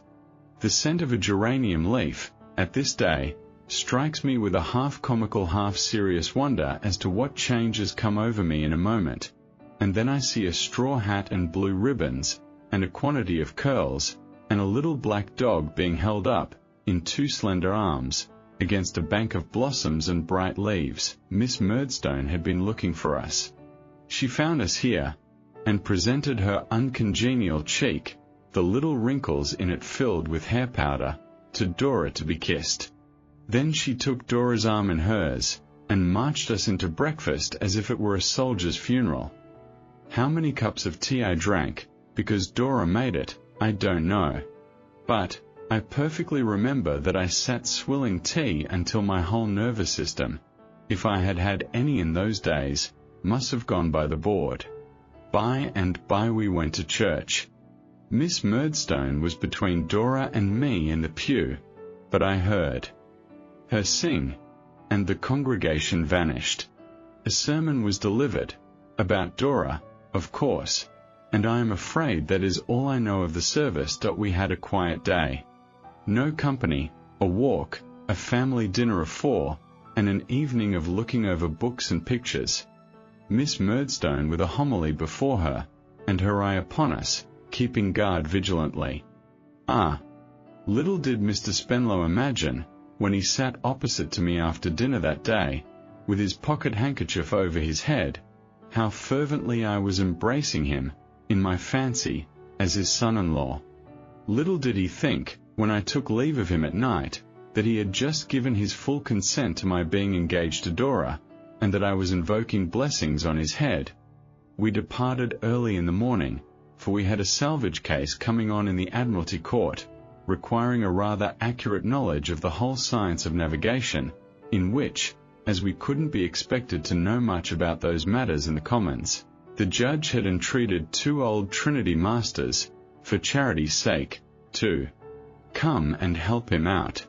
Dora was at the breakfast table to make the tea again, however, and I had the melancholy pleasure of taking off my hat to her in the phaeton, as she stood on the doorstep with Jip in her arms. What the Admiralty was to me that day, what nonsense I made of our case in my mind, as I listened to it, how I saw Dora engraved upon the blade of the silver or which they lay upon the table, as the emblem of that high jurisdiction, and how I felt. When Mr. Spenlow went home without me, I had an insane hope that he might take me back again, as if I were a mariner myself, and the ship to which I belonged had sailed away and left me on a desert island. I shall make no fruitless effort to describe. If that sleepy old court could rouse itself, and present in any visible form the daydreams I have had in it about Dora, it would reveal my truth, though I don't mean the dreams that I dreamed on that day alone, but day after day, from week to week, and term to term. I went there, not to attend to what was going on, but to think about Dora. If ever I bestowed a thought upon the cases, as they dragged their slow length before me, it was only to wonder, in the matrimonial cases, remembering Dora, how it was that married people could ever be otherwise than happy, and, in the prerogative cases, to consider, if the money in question had been left to me, what were the foremost steps I should immediately have taken in regard to Dora. Within the first week of my passion, I bought for sumptuous waistcoats, not for myself. I had no pride in them, for Dora, and took to wearing straw-coloured kid gloves in the streets, and laid the foundations of all the corns I have ever had. If the boots I wore at that period could only be produced and compared with the natural size of my feet, they would show what the state of my heart was, in a most affecting manner, and yet, wretched cripple as I made myself by this act of homage to Dora, I walked miles upon miles daily in the hope of seeing her. Not only was I soon as well known on the Norwood Road as the postman on that beat, but I pervaded London likewise. I walked about the streets where the best shops for ladies were. I haunted the bazaar like an unquiet spirit. I fagged through the park again and again, long after I was quite knocked up. Sometimes, at long intervals and on rare occasions, I saw her. Perhaps I saw her glove waved in a carriage window. Perhaps I met her, walked with her and Miss Murdstone a little way, and spoke to her. In the latter case I was always very miserable afterwards, to think that I had said nothing to the purpose, or that she had no idea of the extent of my devotion, or that she cared nothing about me. I was always looking out, as may be supposed, for another invitation to Mr. Spenlow's house. I was always being disappointed, for I got none. Mrs. Krupp must have been a woman of penetration, for when this attachment was but a few weeks old, and I had not had the courage to write more explicitly even to Agnes than that I had been to Mr. Spenlow's house, whose family, I added, consists of one daughter. I say Mrs. Krupp must have been a woman of penetration, for, even in that early stage, she found it out. She came up to me one evening, when I was very low, to ask, she being then afflicted with the disorder I have mentioned, if I could oblige her with a little tincture of cardamoms mixed with rhubarb, and flavoured with 7 drops of the essence of cloves, which was the best remedy for her complaint, or, if I had not such a thing by me, with a little brandy, which was the next best. It was not, she remarked, so palatable to her, but it was the next best. As I had never even heard of the first remedy, and always had the second in the closet, I gave Mrs. Crupp a glass of the second, which, that I might have no suspicion of its being devoted to any improper use, she began to take in my presence. "Cheer up, sir," said Mrs. Crupp. "I can't abear to see you so, sir. I'm a mother myself." I did not quite perceive the application of this fact to myself, but I smiled on Mrs. Crupp, as benignly as was in my power. "Come, sir," said Mrs. Crupp. "Excuse me. I know what it is, sir. There's a lady in the case." "Mrs. Crupp?" I returned, reddening. "Oh, bless you. Keep a good heart, sir," said Mrs. Crupp, nodding encouragement. "Never say die, sir. If she don't smile upon you, there's a many as will. You are a young gentleman to be smiled on, Mr. Copperfield, and you must learn your walu, sir." Mrs. Crupp always called me Mr. Copperfield, firstly, no doubt, because it was not my name, and secondly, I am inclined to think, in some indistinct association with a washing day. "What makes you suppose there is any young lady in the case, Mrs. Crupp?" said I. "Mr. Copperfield," said Mrs. Crupp, with a great deal of feeling, "I'm a mother myself." For some time Mrs. Crupp could only lay her hand upon her nankeen bosom, and fortify herself against returning pain with sips of her medicine. At length she spoke again. "When the present set were took for you by your dear aunt, Mr. Copperfield," said Mrs. Crupp, "my remark were, I had now found someone I could care for. Thank Evian, with the expression, I have now found someone I can care for. You don't eat enough, sir, nor yet drink." "Is that what you found your supposition on, Mrs. Crupp?" said I. "Sir," said Mrs. Crupp, in a tone approaching to severity, "I've laundressed other young gentlemen besides yourself. A young gentleman may be over-careful of himself, or he may be under-careful of himself. He may brush his hair too regular, or too regular. He may wear his boots much too large for him, or much too small. That is according as the young gentleman has his original character formed. But let him go to which extreme he may, sir, there's a young lady in both of 'em." Mrs. Crupp shook her head in such a determined manner, that I had not an inch of vantage ground left. "It was but the gentleman which died here before yourself," said Mrs. Crupp, "that fell in love with a barmaid, and had his waistcoats took in directly, though much swelled by drinking." "Mrs. Crupp," said I must beg you not to connect the young lady in my case with a barmaid, or anything of that sort, if you please." "Mr. Copperfield," returned Mrs. Crupp, "I'm a mother myself, and not likely. I ask your pardon, sir, if I intrude. I should never wish to intrude where I were not welcome. But you are a young gentleman, Mr. Copperfield, and my advice to you is, to cheer up, sir, to keep a good heart, and to know your own walu. If you was to take to something, sir," said Mrs. Crupp, "if you was to take to skittles, now, which is healthy, you might find it divert your mind, and do you good." With these words, Mrs. Crupp, affecting to be very careful of the brandy, which was all gone, thanked me with a majestic curtsy, and retired.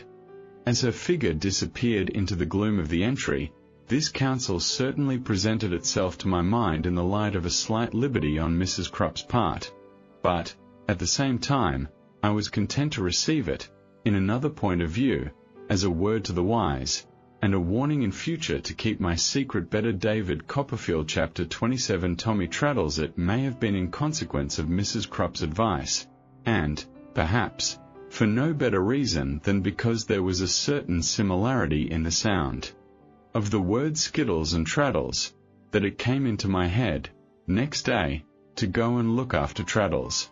The time he had mentioned was more than out, and he lived in a little street near the veterinary college at Camden Town, which was principally tenanted, as one of our clerks who lived in that direction informed me, by gentlemen students who bought live donkeys and made experiments on those quadrupeds in their private apartments. Having obtained from this clerk a direction to the academic grove in question, I set out, the same afternoon, to visit my old schoolfellow. I found that the street was not as desirable a one as I could have wished it to be, for the sake of Traddles. The inhabitants appeared to have a propensity to throw any little trifles they were not in want of into the road, which not only made it rank and sloppy, but untidy too, on account of the cabbage leaves. The refuse was not wholly vegetable either, for I myself saw a shoe, a doubled-up saucepan, a black bonnet, and an umbrella, in various stages of decomposition, as I was looking out for the number I wanted. The general air of the place reminded me forcibly of the days when I lived with Mr. and Mrs. Micawber.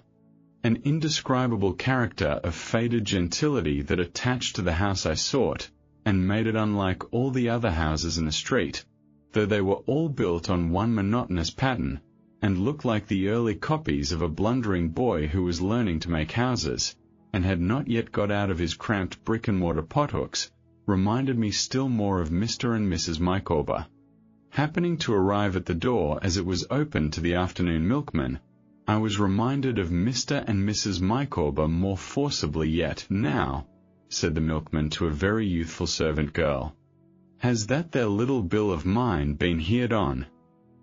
"Oh, master says he'll attend to it immediate," was the reply. "Because," said the milkman, going on as if he had received no answer, and speaking, as I judged from his tone, rather for the edification of somebody within the house than of the youthful servant, an impression which was strengthened by his manner of glaring down the passage, "because that their little bill has been running so long, that I begin to believe it's run away altogether, and never won't be heard of. Now, I'm not going to stand it, you know," said the milkman, still throwing his voice into the house, and glaring down the passage. As to his dealing in the mild article of milk, by the by, there never was a greater anomaly. His deportment would have been fierce in a butcher or a brandy merchant. The voice of the youthful servant became faint, but she seemed to me, from the action of her lips, again to murmur that it would be attended to immediate. "I tell you what," said the milkman, looking hard at her for the first time, and taking her by the chin, "are you fond of milk?" "Yes, I likes it," she replied. "Good," said the milkman. "Then you won't have none tomorrow. Die here. Not a fragment of milk you won't have tomorrow." I thought she seemed, upon the whole, relieved by the prospect of having any today. The milkman, after shaking his head at her darkly, released her chin, and with anything rather than good will opened his can, and deposited the usual quantity in the family jug. This done, he went away, muttering, and uttered the cry of his trade next door, in a vindictive shriek. "Does Mr. Traddles live here?" I then inquired. A mysterious voice from the end of the passage replied yes. Upon which the youthful servant replied, "Yes." "Is he at home?" said I. Again the mysterious voice replied in the affirmative, and again the servant echoed it. Upon this, I walked in, and in pursuance of the servant's directions walked upstairs, conscious, as I passed the back parlour door, that I was surveyed by a mysterious eye, probably belonging to the mysterious voice. When I got to the top of the stairs, the house was only a story high above the ground floor. Traddles was on the landing to meet me. He was delighted to see me, and gave me welcome, with great heartiness, to his little room. It was in the front of the house, and extremely neat, though sparely furnished. It was his only room, I saw, for there was a sofa bedstead in it, and his blacking brushes and blacking were among his books, on the top shelf, behind a dictionary. His table was covered with papers, and he was hard at work in an old coat. I looked at nothing, that I know of, but I saw everything, even to the prospect of a church upon his china inkstand, as I sat down, and this, too, was a faculty confirmed in me in the old Micawber times. Various ingenious arrangements he had made, for the disguise of his chest of drawers, and the accommodation of his boots, his shaving glass, and so forth, particularly impressed themselves upon me, as evidences of the same Traddles who used to make models of elephants' dens in writing paper to put flies in, and to comfort himself under ill usage, with the memorable works of art I have so often mentioned. In a corner of the room was something neatly covered up with a large white cloth. I could not make out what that was. Traddles, said I, shaking hands with him again, after I had sat down, I am delighted to see you. I am delighted to see you, Copperfield, he returned. I am very glad indeed to see you. It was because I was thoroughly glad to see you when we met in Ely Place, and was sure you were thoroughly glad to see me, that I gave you this address instead of my address at Chambers. Oh, you have Chambers, said I. Why, I have the fourth of a room and a passage, and the fourth of a clerk, returned Traddles. 3 others and myself unite to have a set of chambers, to look businesslike, and we quarter the clerk too. 1/2 crown a week he costs me. His old simple character and good temper, and something of his old unlucky fortune also, I thought, smiled at me in the smile with which he made this explanation. It's not because I have the least pride, Copperfield, you understand, said Traddles, that I don't usually give my address here. It's only on account of those who come to me, who might not like to come here. For myself, I am fighting my way on in the world against difficulties, and it would be ridiculous if I made a pretense of doing anything else. You are reading for the bar, Mr. Waterbrook informed me, said I. Why, yes, said Traddles, rubbing his hands slowly over one another. I am reading for the bar. The fact is, I have just begun to keep my terms, after rather a long delay. It's some time since I was articled, but the payment of that £100 was a great pull. A great pull, said Traddles, with a wince, as if he had had a tooth out. Do you know what I can't help thinking of, Traddles, as I sit here looking at you? I asked him. No, said he, that sky-blue suit you used to wear. Lord, to be sure, cried Traddles, laughing. Tight in the arms and legs, you know? Dear me. Well, those were happy times, weren't they? I think our schoolmaster might have made them happier, without doing any harm to any of us, I acknowledge, I returned. Perhaps he might, said Traddles. But dear me, there was a good deal of fun going on. Do you remember the nights in the bedroom? When we used to have the suppers? And when you used to tell the stories? Ha, ha, ha. And do you remember when I got caned for crying about Mr. Mell? Old Creakle. I should like to see him again, too. He was a brute to you, Traddles, said I, indignantly, for his good humour made me feel as if I had seen him beaten but yesterday. Do you think so? Returned Traddles. Really? Perhaps he was rather. But it's all over, a long while. Old Creakle. You were brought up by an uncle, then, said I. Of course I was, said Traddles. The one I was always going to write to. And always didn't, eh? Ha, ha, ha. Yes, I had an uncle then. He died soon after I left school. Indeed. Yes. He was a retired, what do you call it? Draper, cloth merchant, and had made me his heir. But he didn't like me when I grew up. Do you really mean that? Said I. He was so composed that I fancied he must have some other meaning. Oh dear, yes, Copperfield. I mean it, replied Traddles. It was an unfortunate thing, but he didn't like me at all. He said I wasn't at all what he expected, and so he married his housekeeper." "And what did you do?"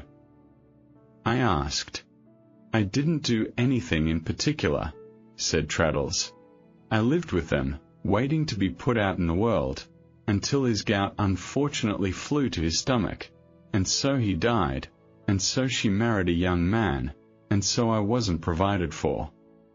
"Did you get nothing, Traddles, after all?" "Oh dear, yes," said Traddles. "I got £50. I had never been brought up to any profession, and at first I was at a loss what to do for myself. However, I began, with the assistance of the son of a professional man, who had been to Salem House, Eula, with his nose on one side. Do you recollect him?" "No. He had not been there with me. All the noses were straight in my day." "It don't matter," said Traddles. "I began, by means of his assistance, to copy law writings. That didn't answer very well, and then I began to state cases for them, and make abstracts, and that sort of work. For I am a plodding kind of fellow, Copperfield, and had learnt the way of doing such things pithily. Well, that put it in my head to enter myself as a law student, and that ran away with all that was left of the £50. Eula recommended me to one or two other officers. However, Mr. Waterbrooks for one, and I got a good many jobs. I was fortunate enough, too, to become acquainted with a person in the publishing way, who was getting up an encyclopedia, and he set me to work, and, indeed, glancing at his table, I am at work for him at this minute. I am not a bad compiler, Copperfield," said Traddles, preserving the same air of cheerful confidence in all he said, "but I have no invention at all, not a particle. I suppose there never was a young man with less originality than I have." As Traddles seemed to expect that I should assent to this as a matter of course, I nodded, and he went on, with the same sprightly patience, I can find no better expression, as before. "So, by little, and not living high, I managed to scrape up the £100 at last," said Traddles. "And thank heaven that's paid, though it certainly was," said Traddles, wincing again as if he had had another tooth out, "a pull. I am living by the sort of work I have mentioned, still, and I hope, one of these days, to get connected with some newspaper, which would almost be the making of my fortune. Now, Copperfield, you are so exactly what you used to be, with that agreeable face, and it's so pleasant to see you, that I shan't conceal anything. Therefore you must know that I am engaged." "Engaged? Oh, Dora. She is a curate's daughter," said Traddles. "One of 10, down in Devonshire." "Yes."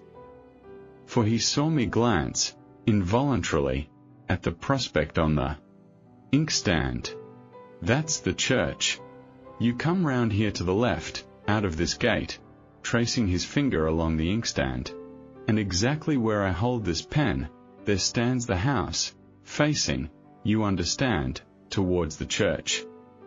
The delight with which he entered into these particulars did not fully present itself to me until afterwards, for my selfish thoughts were making a ground plan of Mr. Spenlow's house and garden at the same moment. "She is such a dear girl," said Traddles, "a little older than me, but the dearest girl.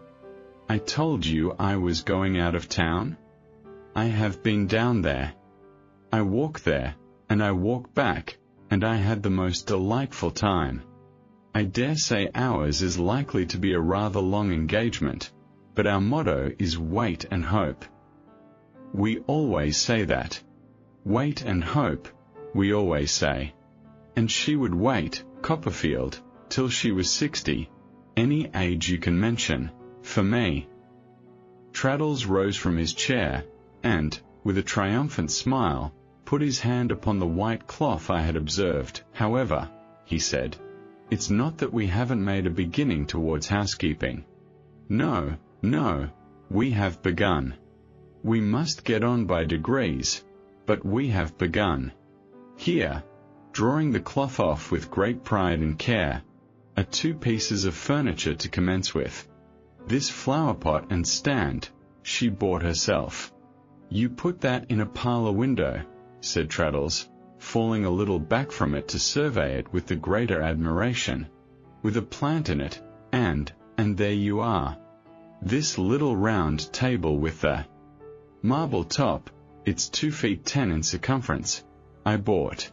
You want to lay a book down, you know, or somebody comes to see you or your wife, and wants a place to stand a cup of tea upon, and there you are again, said Traddles.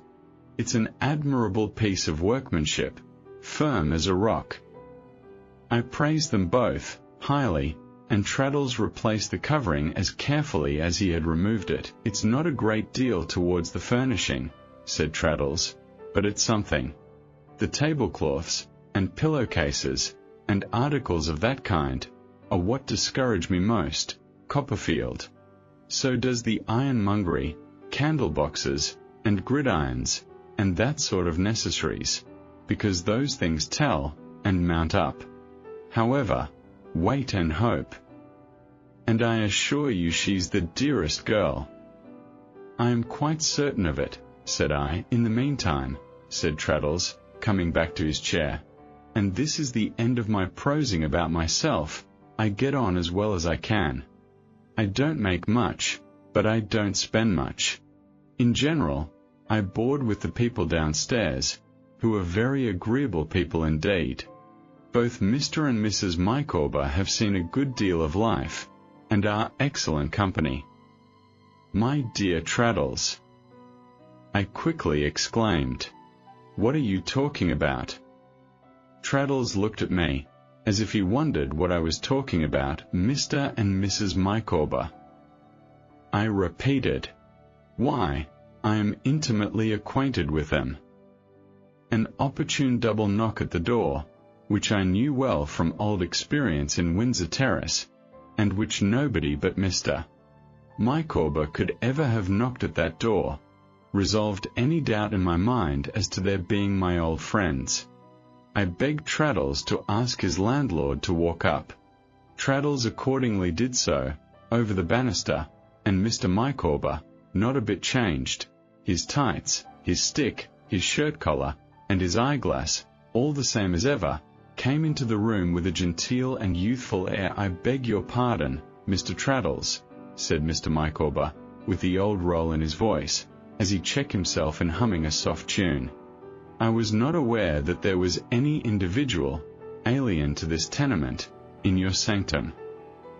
Mr. Micawber slightly bowed to me, and pulled up his shirt-collar. How do you do, Mr. Micawber? Said I. Sir, said Mr. Micawber, you are exceedingly obliging. I am in statu quo. And Mrs. Micawber? I pursued. Sir, said Mr. Micawber, she is also, thank God, in statu quo. And the children, Mr. Micawber?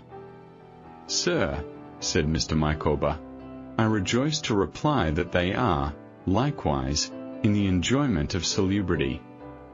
All this time, Mr. Micawber had not known me in the least, though he had stood face to face with me. But now, seeing me smile, he examined my features with more attention, fell back, cried, Is it possible? Have I the pleasure of again beholding Copperfield?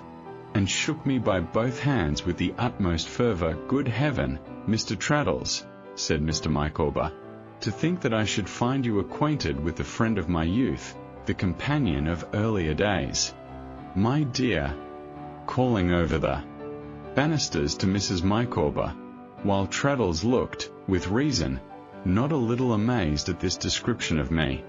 Here is a gentleman in Mr. Traddles's apartment, whom he wishes to have the pleasure of presenting to you, my love.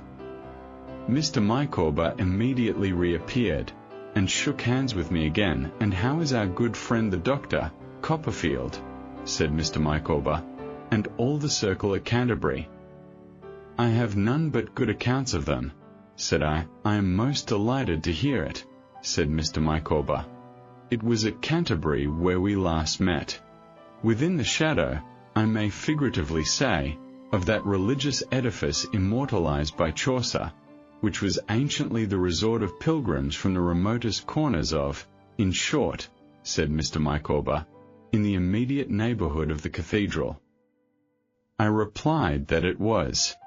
Mr. Micawber continued talking as volubly as he could, but not, I thought, without showing, by some marks of concern in his countenance, that he was sensible of sounds in the next room, as of Mrs. Micawber washing her hands, and hurriedly opening and shutting drawers that were uneasy in their action. You find us, Copperfield, said Mr. Micawber, with one eye on Traddles, at present established, on what may be designated as a small and unassuming scale.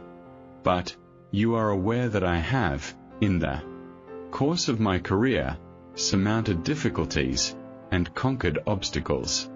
You are no stranger to the fact that there have been periods of my life when it has been requisite that I should pause until certain expected events should turn up, when it has been necessary that I should fall back, before making what I trust one shall not be accused of presumption in terming a spring. The present is one of those momentous stages in the life of man. You find me fallen back for a spring, and I have every reason to believe that a vigorous leap will shortly be the result. I was expressing my satisfaction when Mrs. Micawber came in, a little more slatternly than she used to be, or so she seemed now, to my unaccustomed eyes, but still with some preparation of herself for company, and with a pair of brown gloves on. My dear, said Mr. Micawber, leading her towards me, here is a gentleman of the name of Copperfield, who wishes to renew his acquaintance with you. It would have been better, as it turned out, to have led gently up to this announcement, for Mrs. Micawber, being in a delicate state of health, was overcome by it, and was taken so unwell, that Mr. Micawber was obliged, in great trepidation, to run down to the water butt in the backyard, and draw a basinful to lave her brow with. She presently revived, however, and was really pleased to see me. We had half an hour's talk, altogether, and I asked her about the twins, who, she said, were grown great creatures, and after Master and Miss Micawber, whom she described as absolute giants, but they were not produced on that occasion. Mr. Micawber was very anxious that I should stay to dinner. I should not have been averse to do so, but that I imagined I detected trouble, and calculation relative to the extent of the cold meat, in Mrs. Micawber's eye. I therefore pleaded another engagement, and observing that Mrs. Micawber's spirits were immediately lightened, I resisted all persuasion to forego it. But I told Traddles, and Mr. and Mrs. Micawber, that before I could think of leaving, they must appoint a day when they would come and dine with me. The occupations to which Traddles stood pledged rendered it necessary to fix a somewhat distant one, but an appointment was made for the purpose that suited us all, and then I took my leave. Mr. Micawber, under pretence of showing me a nearer way than that by which I had come, accompanied me to the corner of the street, being anxious, he explained to me, to say a few words to an old friend, in confidence. My dear Copperfield, said Mr. Micawber, I need hardly tell you that to have beneath our roof, under existing circumstances, a mind like that which gleams, if I may be allowed the expression, which gleams, in your friend Traddles, is an unspeakable comfort. With a washerwoman, who exposes hardbake for sale in her parlour window, dwelling next door, and a Bow Street officer residing over the way, you may imagine that his society is a source of consolation to myself and to Mrs. Micawber.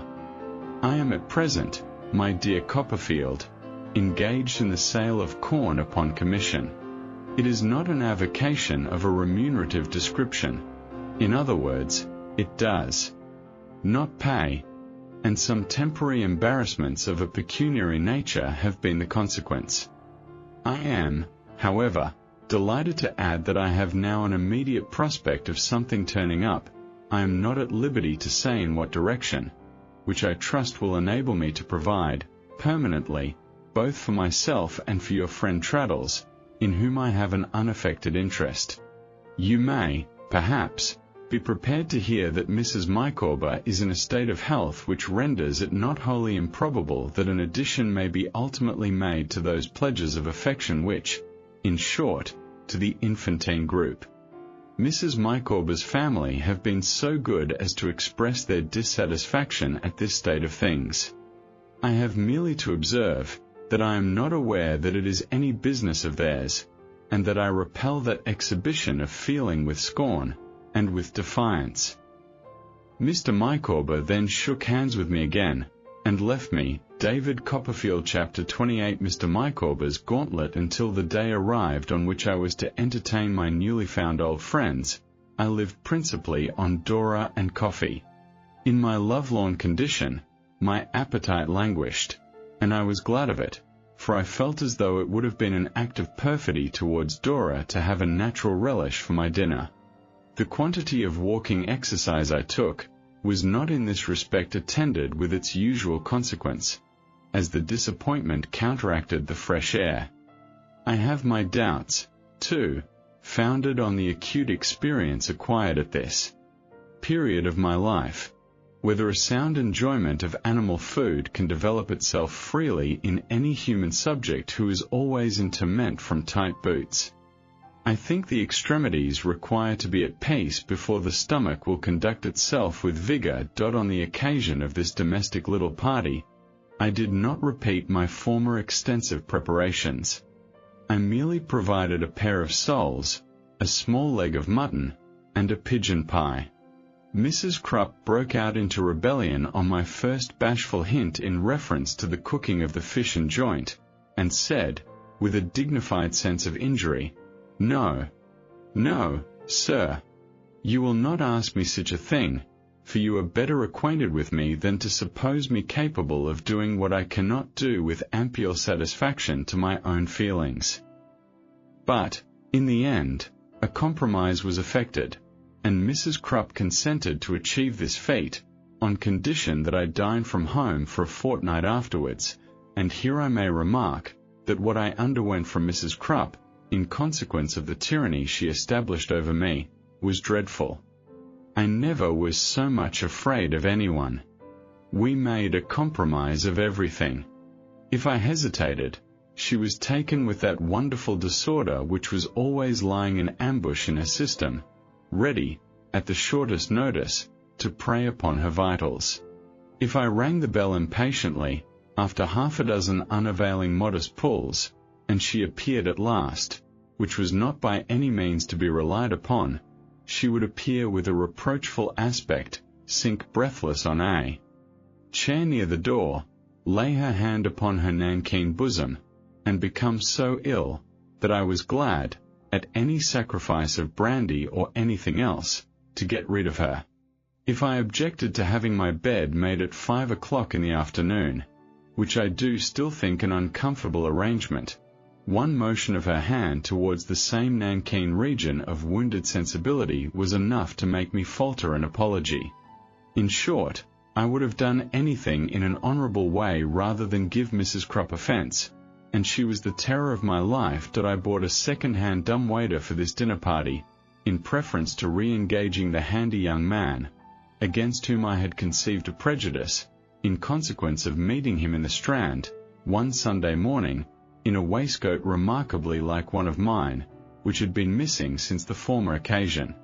The young gal was re-engaged, but on the stipulation that she should only bring in the dishes, and then withdraw to the landing-place, beyond the outer door, where a habit of sniffing she had contracted would be lost upon the guests, and where her retiring on the plates would be a physical impossibility, having laid in the materials for a bowl of punch, to be compounded by Mr. Micawber, having provided a bottle of lavender water, 2 wax candles, a paper of mixed pins, and a pincushion, to assist Mrs. Micawber in her toilette at my dressing-table, having also caused the fire in my bedroom to be lighted for Mrs. Micawber's convenience, and having laid the cloth with my own hands, I awaited the result with composure. At the appointed time, my 3 visitors arrived together. Mr. Micawber with more shirt collar than usual, and a new ribbon to his eyeglass. Mrs. Micawber with her cap in a whitey brown paper parcel, Traddles carrying the parcel, and supporting Mrs. Micawber on his arm. They were all delighted with my residence. When I conducted Mrs. Micawber to my dressing table, and she saw the scale on which it was prepared for her, she was in such raptures, that she called Mr. Micawber to come in and look. "My dear Copperfield," said Mr. Micawber, "this is luxurious. This is a way of life which reminds me of the period when I was myself in a state of celibacy," and Mrs. Micawber had not yet been solicited to plight her faith at the hymeneal altar. "He means, solicited by him, Mr. Copperfield," said Mrs. Micawber, archly. "He cannot answer for others." "My dear," returned Mr. Micawber with sudden seriousness, "I have no desire to answer for others.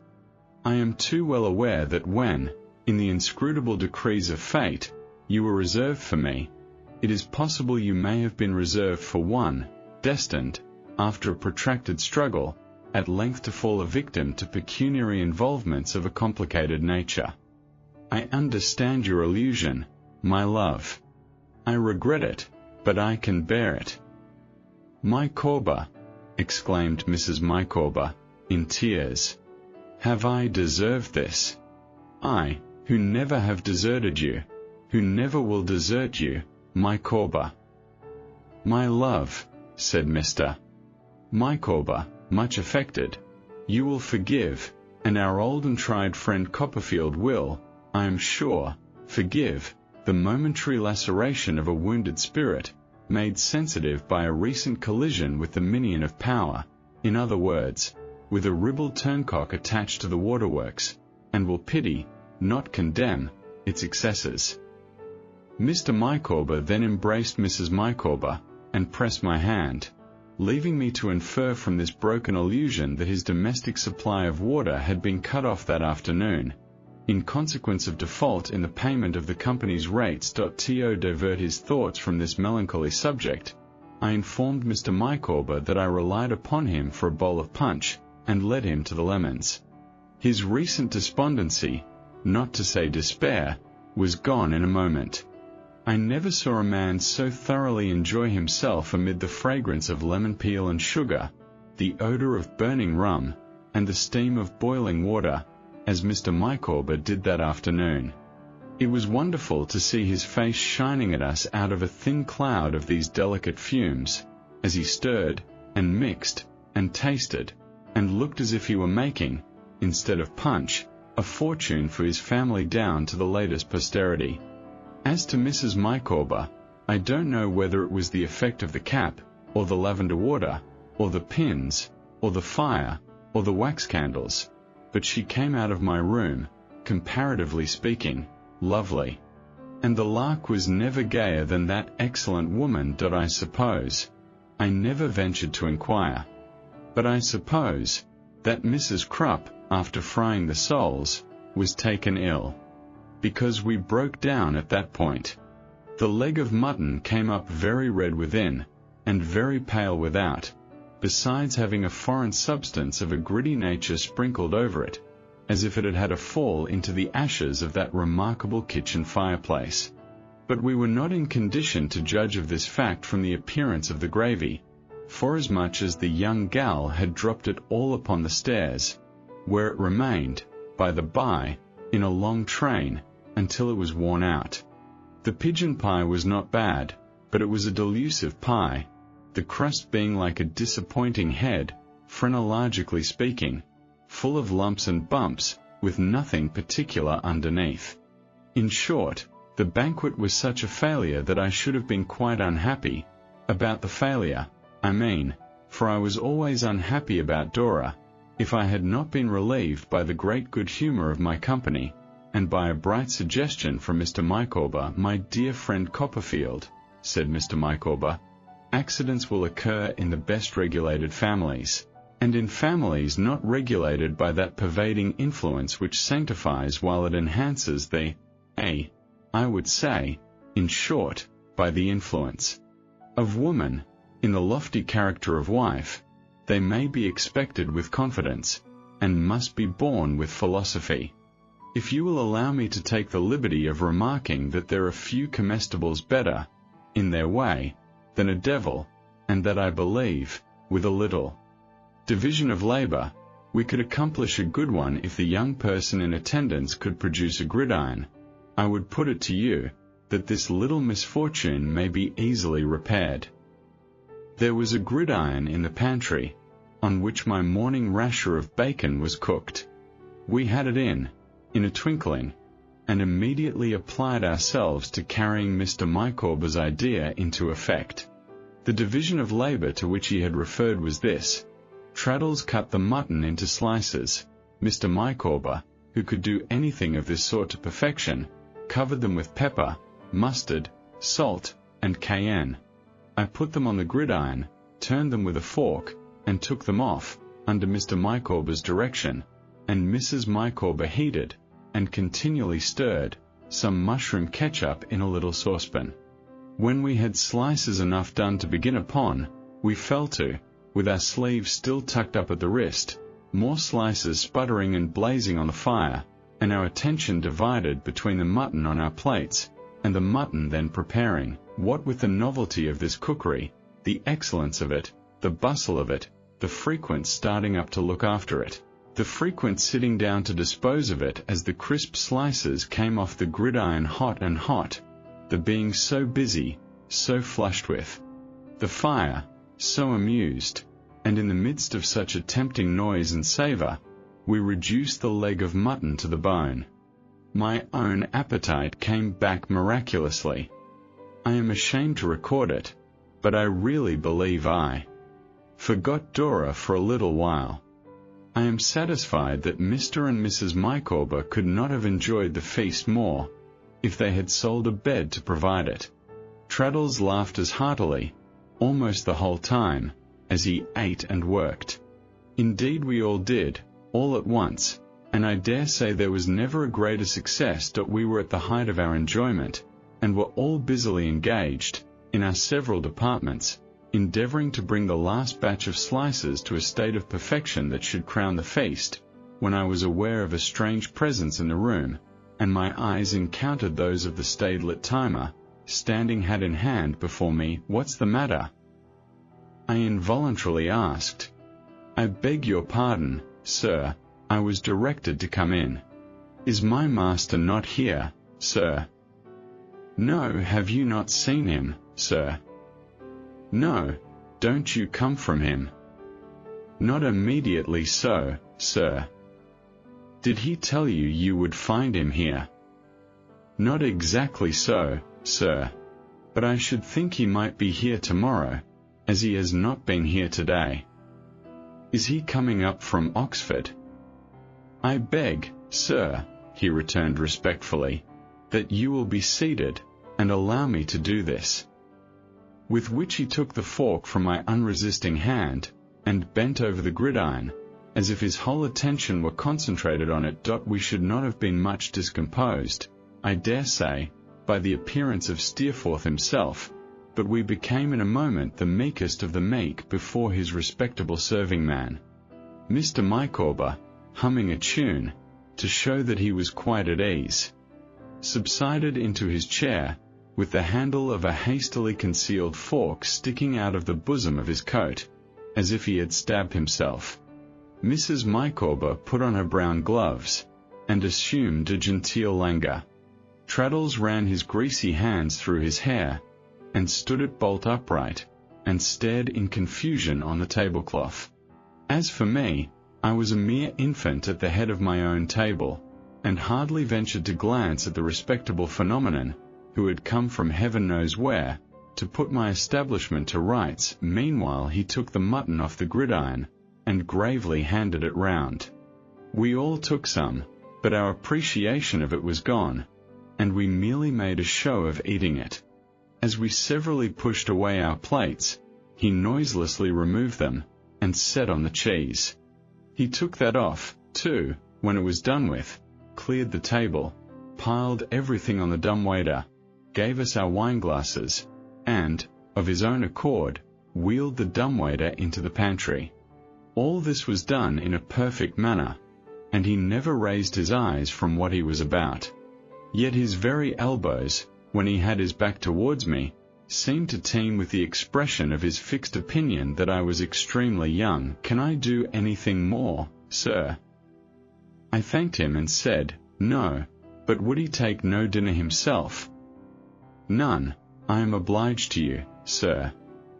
"Is Mr. Steerforth coming from Oxford?" "I beg your pardon, sir." "Is Mr. Steerforth coming from Oxford?" "I should imagine that he might be here tomorrow, sir." "I rather thought he might have been here today, sir. The mistake is mine, no doubt, sir." "If you should see him first," said I, "if you'll excuse me, sir, I don't think I shall see him first." "In case you do," said I, "pray say that I am sorry he was not here today, as an old schoolfellow of his was here." "Indeed, sir." And he divided a bow between me and Traddles. With a glance at the latter, he was moving softly to the door, when, in a forlorn hope of saying something naturally, which I never could, to this man, I said, "Oh, lit timer." "Sir." "Did you remain long at Yarmouth, that time?" "Not particularly so, sir." "You saw the boat completed?" "Yes, sir. I remained behind on purpose to see the boat completed." "I know." He raised his eyes to mine respectfully. "Mr. Steerforth has not seen it yet, I suppose?" "I really can't say, sir." "I think, but I really can't say, sir." "I wish you good night, sir." He comprehended everybody present, in the respectful bow with which he followed these words, and disappeared.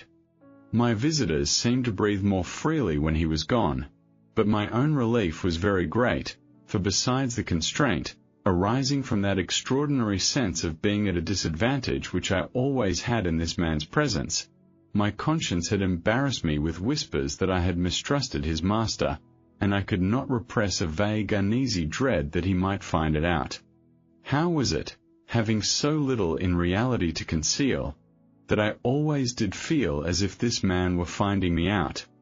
Mr. Micawber roused me from this reflection, which was blended with a certain remorseful apprehension of seeing Steerforth himself, by bestowing many encomiums on the absent lit timer as a most respectable fellow, and a thoroughly admirable servant. Mr. Micawber, I may remark, had taken his full share of the general bow, and had received it with infinite condescension. "But punch, my dear Copperfield," said Mr. Micawber, tasting it, "like time and tide, waits for no man.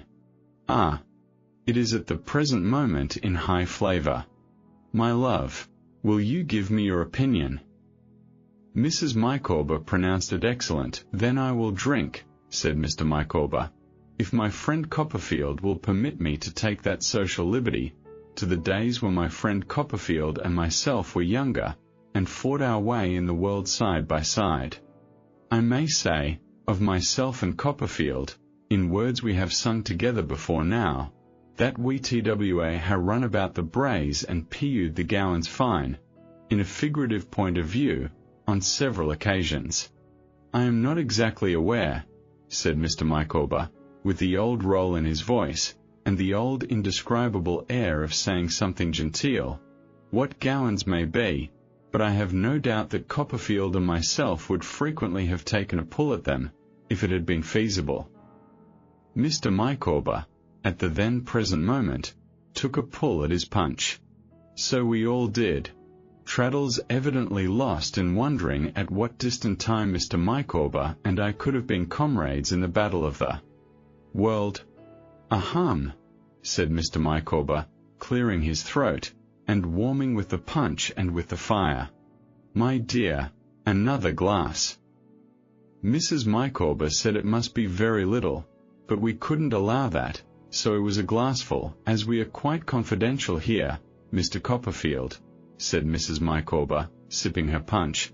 "Mr. Traddles being a part of our domesticity, I should much like to have your opinion on Mr. Micawber's prospects." "For corn," said Mrs. Micawber argumentatively, "as I have repeatedly said to Mr. Micawber, may be gentlemanly, but it is not remunerative. Commission to the extent of 2 and 9 in a fortnight cannot, however limited our ideas, be considered remunerative."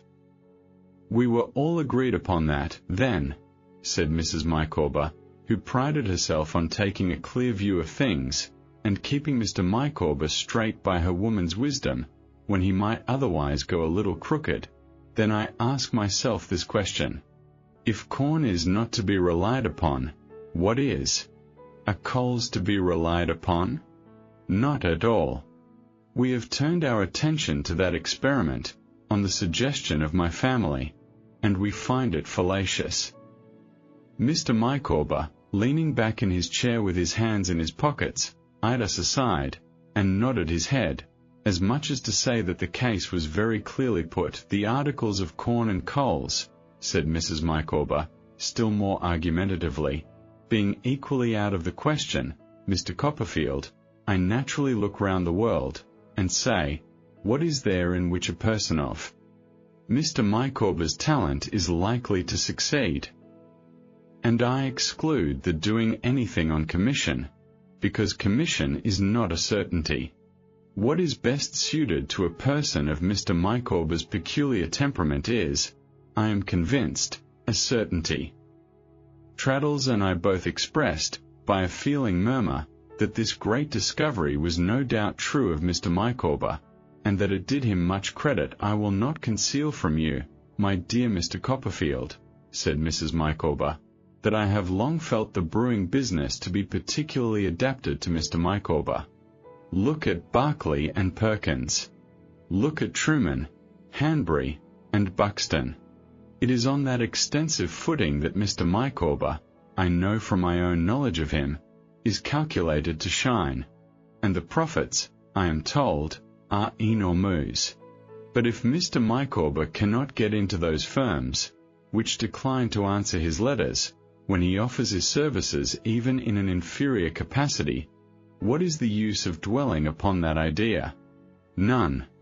I may have a conviction that Mr. Micawber's manners, Really, my dear," interposed Mr. Micawber. "My love, be silent," said Mrs. Micawber, laying her brown glove on his hand. "I may have a conviction, Mr. Copperfield, that Mr. Micawber's manners peculiarly qualify him for the banking business. I may argue within myself that if I had a deposit at a banking house, the manners of Mr. Micawber, as representing that banking house, would inspire confidence, and must extend the connection. But if the various banking houses refuse to avail themselves of Mr. Micawber's abilities, or receive the offer of them with contumely, what is the use of dwelling upon that idea? None.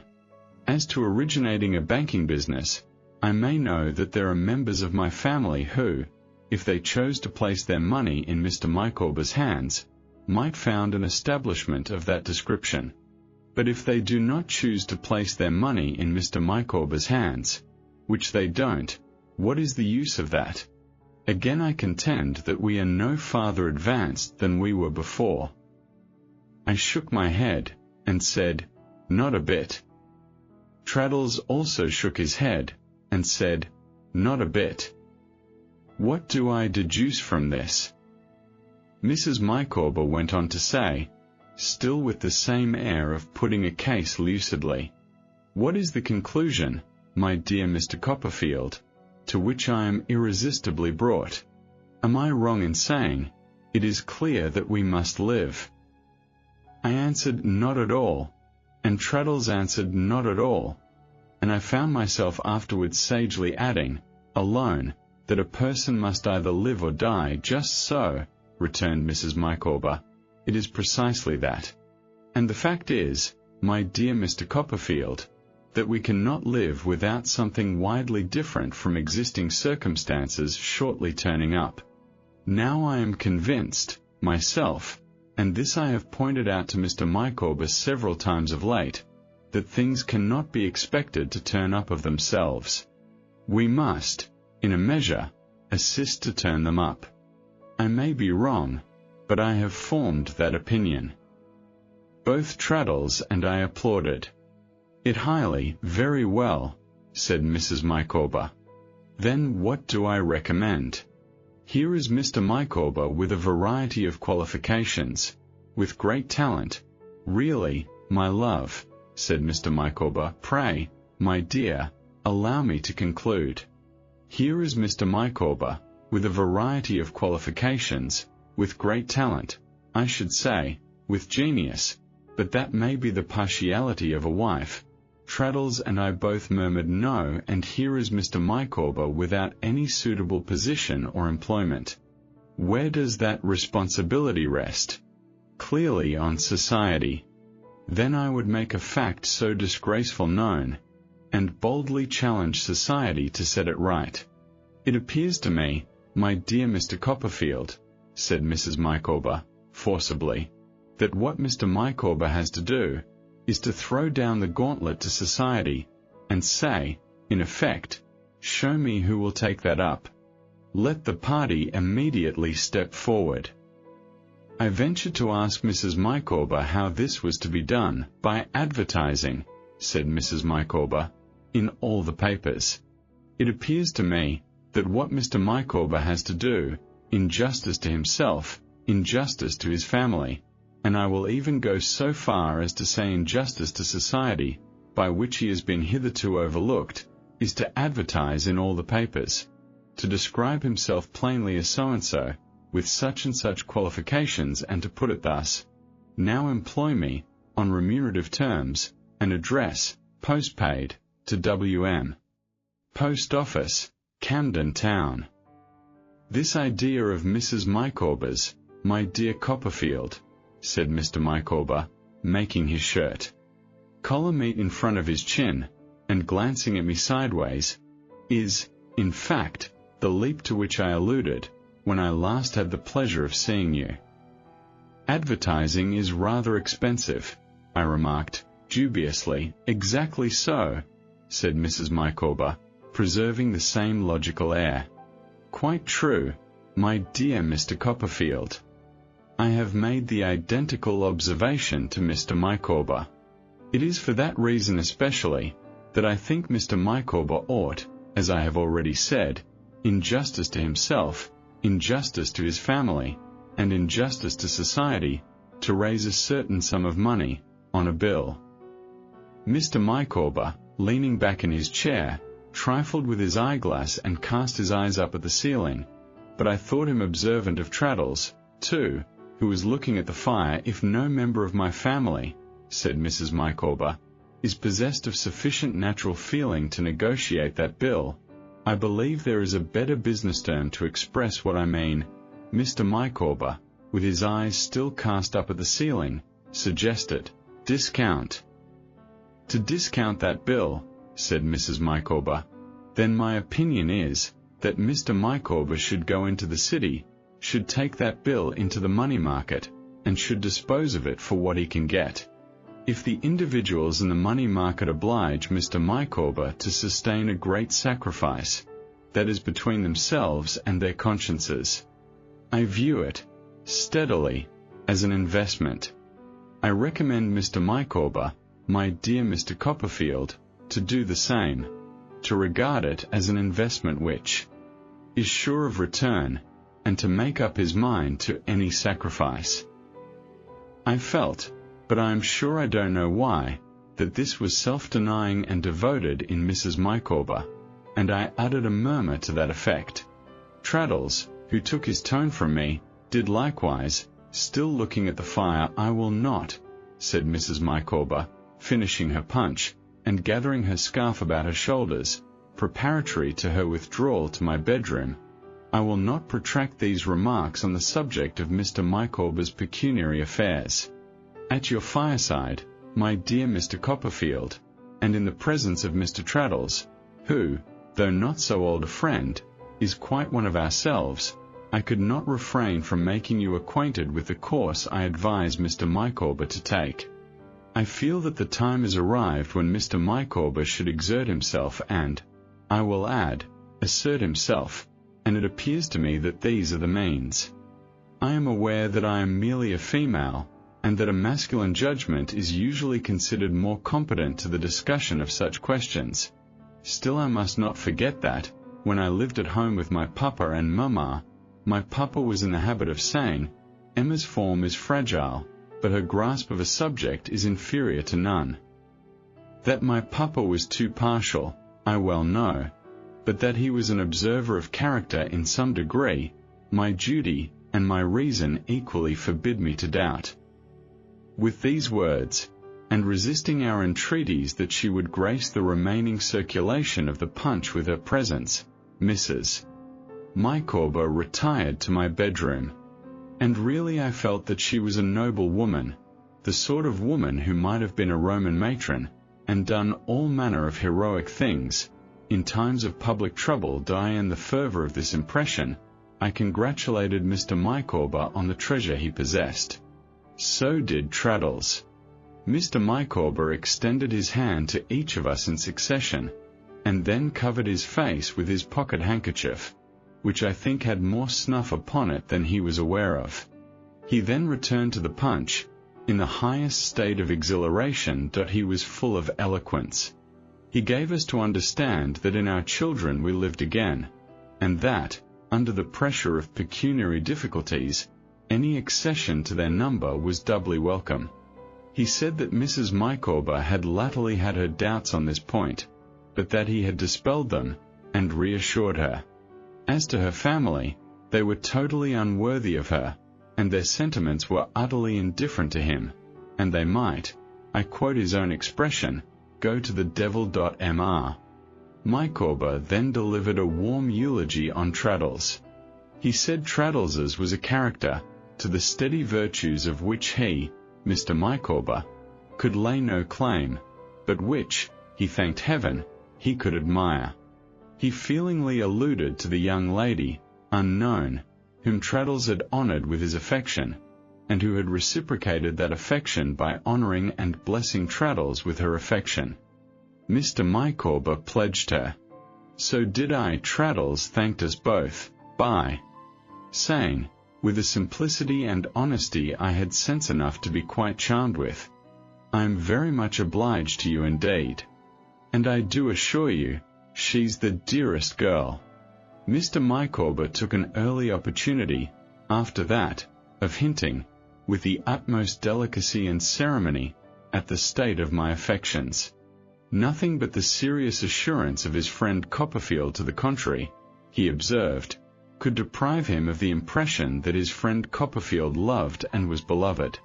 After feeling very hot and uncomfortable for some time, and after a good deal of blushing, stammering, and denying, I said, having my glass in my hand, well, I would give them D, which so excited and gratified Mr. Micawber, that he ran with a glass of punch into my bedroom, in order that Mrs. Micawber might drink D, who drank it with enthusiasm, crying from within, in a shrill voice, Here, here, my dear Mr. Copperfield, I am delighted. Here, and tapping at the wall, by way of applause. Our conversation, afterwards, took a more worldly turn, Mr. Micawber telling us that he found Camden Town inconvenient, and that the first thing he contemplated doing, when the advertisement should have been the cause of something satisfactory turning up, was to move. He mentioned a terrace at the western end of Oxford Street, fronting Hyde Park, on which he had always had his eye, but which he did not expect to attain immediately, as it would require a large establishment. There would probably be an interval, he explained, in which he should content himself with the upper part of a house, over some respectable place of business, say in Piccadilly, which would be a cheerful situation for Mrs. Micawber, and where, by throwing out a bow window, or carrying up the roof another story, or making some little alteration of that sort, they might live, comfortably and reputably, for a few years.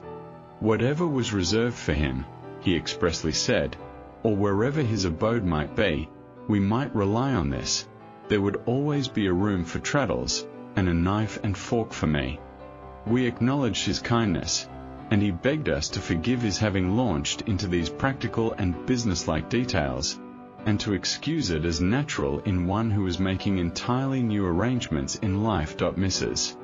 Micawber, tapping at the wall again to know if tea were ready, broke up this particular phase of our friendly conversation. She made tea for us in a most agreeable manner, and, whenever I went near her, in handing about the teacups and bread and butter, asked me, in a whisper, whether D was fair, or dark, or whether she was short, or tall, or something of that kind, which I think I liked. After tea, we discussed a variety of topics before the fire, and Mrs. Micawber was good enough to sing us, in a small, thin, flat voice, which I remembered to have considered, when I first knew her, the very table beer of acoustics, the favourite ballads of the dashing White Sergeant, and Little Tafflin. For both of these songs, Mrs. Micawber had been famous when she lived at home with her papa and mamma. Mr. Micawber told us that when he heard her sing the first one, on the first occasion of his seeing her beneath the parental roof, she had attracted his attention in an extraordinary degree, but that when it came to Little Tafflin, he had resolved to win that woman or perish in the attempt. Tea was between 10 and 11 o'clock when Mrs. Micawber rose to replace her cap in the whitey brown paper parcel, and to put on her bonnet. Mr. Micawber took the opportunity of Traddles putting on his greatcoat, to slip a letter into my hand, with a whispered request that I would read it at my leisure. I also took the opportunity of my holding a candle over the banisters to light them down, when Mr. Micawber was going first, leading Mrs. Micawber, and Traddles was following with the cap, to detain Traddles for a moment on the top of the stairs. "Traddles," said I, "Mr. Micawber don't mean any harm, poor fellow, but, if I were you, I wouldn't lend him anything." "My dear Copperfield," returned Traddles, smiling, "I haven't got anything to lend." "You have got a name, you know," said I. "Oh, you call that something to lend?" returned Traddles, with a thoughtful look. "Certainly." "Oh," said Traddles. "Yes, to be sure. I am very much obliged to you, Copperfield, but I am afraid I have lent him that already." "For the bill that is to be a certain investment?" I inquired. "No," said Traddles, "not for that one. This is the first I have heard of that one. I have been thinking that he will most likely propose that one, on the way home. Mine's another." "I hope there will be nothing wrong about it," said I. "I hope not," said Traddles. "I should think not, though, because he told me, only the other day, that it was provided for." That was Mr. Micawber's expression, provided for. Mr. Micawber looking up at this juncture to where we were standing, I had only time to repeat my caution. Traddles thanked me, and descended. But I was much afraid, when I observed the good-natured manner in which he went down with the cap in his hand, and gave Mrs. Micawber his arm, that he would be carried into the money market neck and heels. I returned to my fireside, and was musing, half gravely and half laughing, on the character of Mr. Micawber and the old relations between us, when I heard a quick step ascending the stairs. At first, I thought it was Traddles coming back for something Mrs. Micawber had left behind, but as the step approached, I knew it, and felt my heart beat high, and the blood rush to my face, for it was Steerforth's. I was never unmindful of Agnes, and she never left that sanctuary in my thoughts, if I may call it so, where I had placed her from the first. But when he entered, and stood before me with his hand out, the darkness that had fallen on him changed to light, and I felt confounded and ashamed of having doubted one I loved so heartily. I loved her none the less. I thought of her as the same benignant, gentle angel in my life. I reproached myself, not her, with having done him an injury, and I would have made him any atonement if I had known what to make, and how to make it. Why, Daisy, old boy, dumbfounded, laughed Steerforth, shaking my hand heartily, and throwing it gaily away. Have I detected you in another feast, you sybarite? These Doctors' Commons fellows are the gayest men in town, I believe, and beat us sober Oxford people all to nothing. His bright glance went merrily round the room, as he took the seat on the sofa opposite to me, which Mrs. Micawber had recently vacated, and stirred the fire into a blaze. I was so surprised at first, said I, giving him welcome with all the cordiality I felt, that I had hardly breath to greet you with, Steerforth.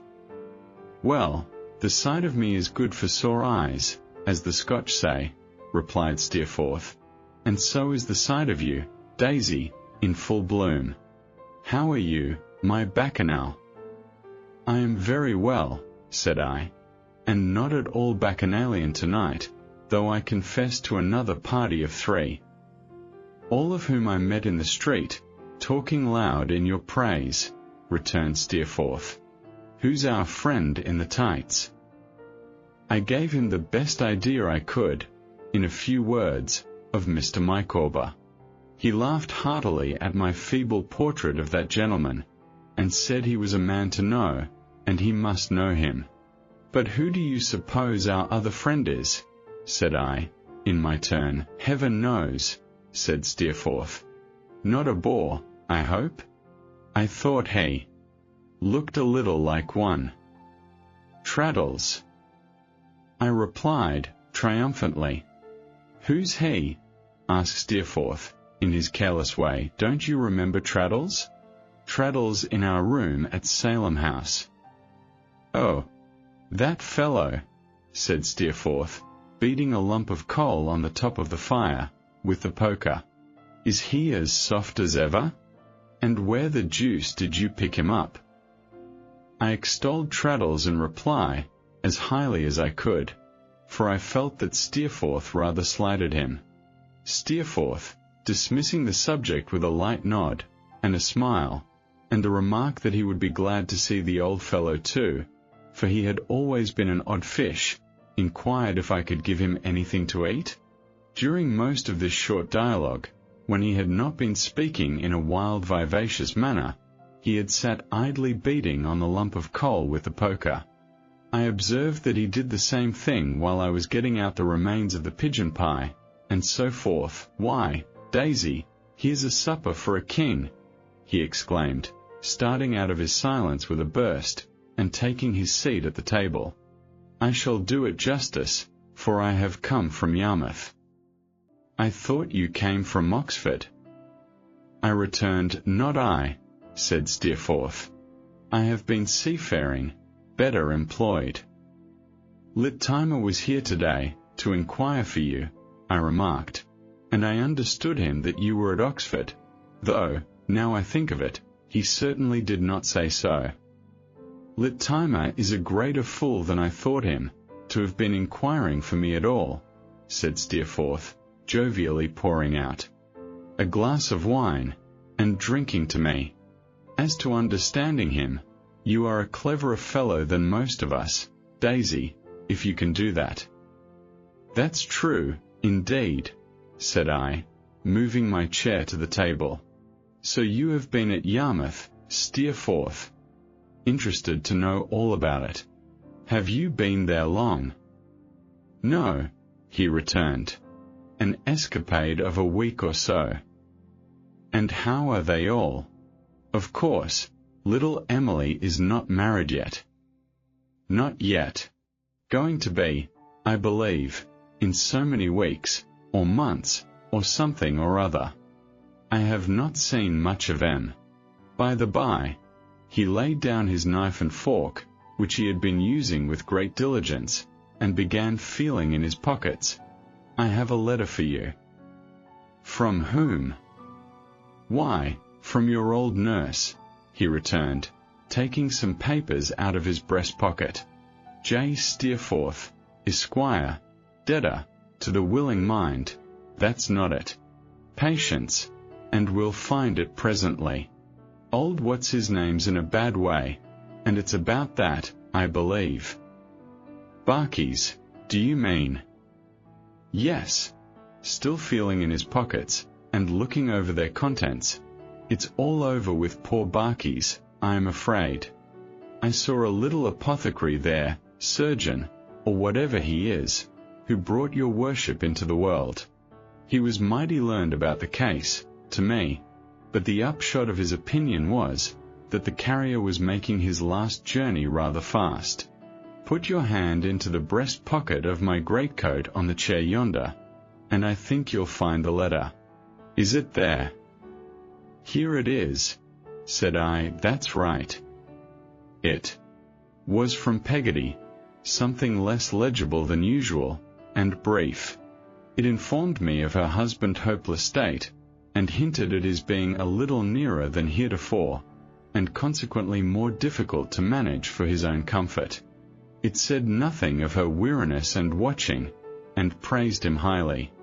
It was written with a plain, unaffected, homely piety that I knew to be genuine, and ended with my duty to my ever-darling, meaning myself. While I deciphered it, Steerforth continued to eat and drink. It's a bad job, he said, when I had done. But the sun sets every day, and people die every minute, and we mustn't be scared by the common lot. If we failed to hold our own, because that equal foot at all men's doors was heard knocking somewhere, every object in this world would slip from us. No. Ride on. Roughshod if need be, smoothshod if that will do, but ride on. Ride on over all obstacles, and win the race. And win what race? Said I. The race that one has started in, said he. Ride on.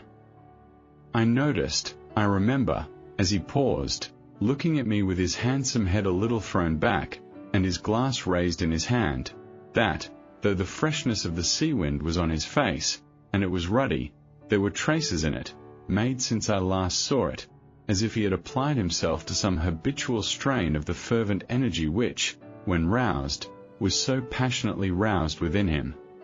I had it in my thoughts to remonstrate with him upon his desperate way of pursuing any fancy that he took, such as this buffeting of rough seas, and braving of hard weather, for example, when my mind glanced off to the immediate subject of our conversation again, and pursued that instead. I tell you what, Steerforth, said I, if your high spirits will listen to me, they are potent spirits, and will do whatever you like, he answered, moving from the table to the fireside again. Then I tell you what, Steerforth, I think I will go down and see my old nurse. It is not that I can do her any good, or render her any real service, but she is so attached to me that my visit will have as much effect on her, as if I could do both. She will take it so kindly that it will be a comfort and support to her. It is no great effort to make, I am sure, for such a friend as she has been to me. Wouldn't you go a day's journey, if you were in my place? His face was thoughtful, and he sat considering a little before he answered, in a low voice, Well, go. You can do no harm. You have just come back, said I, and it would be in vain to ask you to go with me. Quite, he returned. I am for Highgate tonight. I have not seen my mother this long time, and it lies upon my conscience, for it's something to be loved as she loves her prodigal son. Bah! Nonsense! You mean to go tomorrow, I suppose? He said, holding me out at arm's length, with a hand on each of my shoulders. Yes, I think so. Well, then, don't go till next day. I wanted you to come and stay a few days with us. Here I am, on purpose to bid you, and you fly off to Yarmouth. You are a nice fellow to talk of flying off, Steerforth, who are always running wild on some unknown expedition or other. He looked at me for a moment without speaking, and then rejoined, still holding me as before, and giving me a shake, Come, say the next day, and pass as much of tomorrow as you can with us.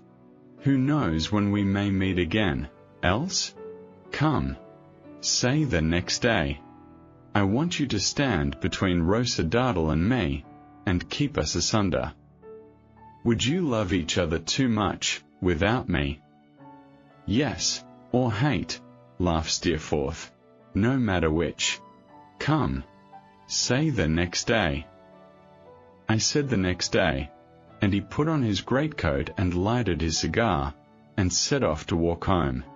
Finding him in this intention, I put on my own greatcoat, but did not light my own cigar, having had enough of that for one while, and walked with him as far as the open road, a dull road, then, at night.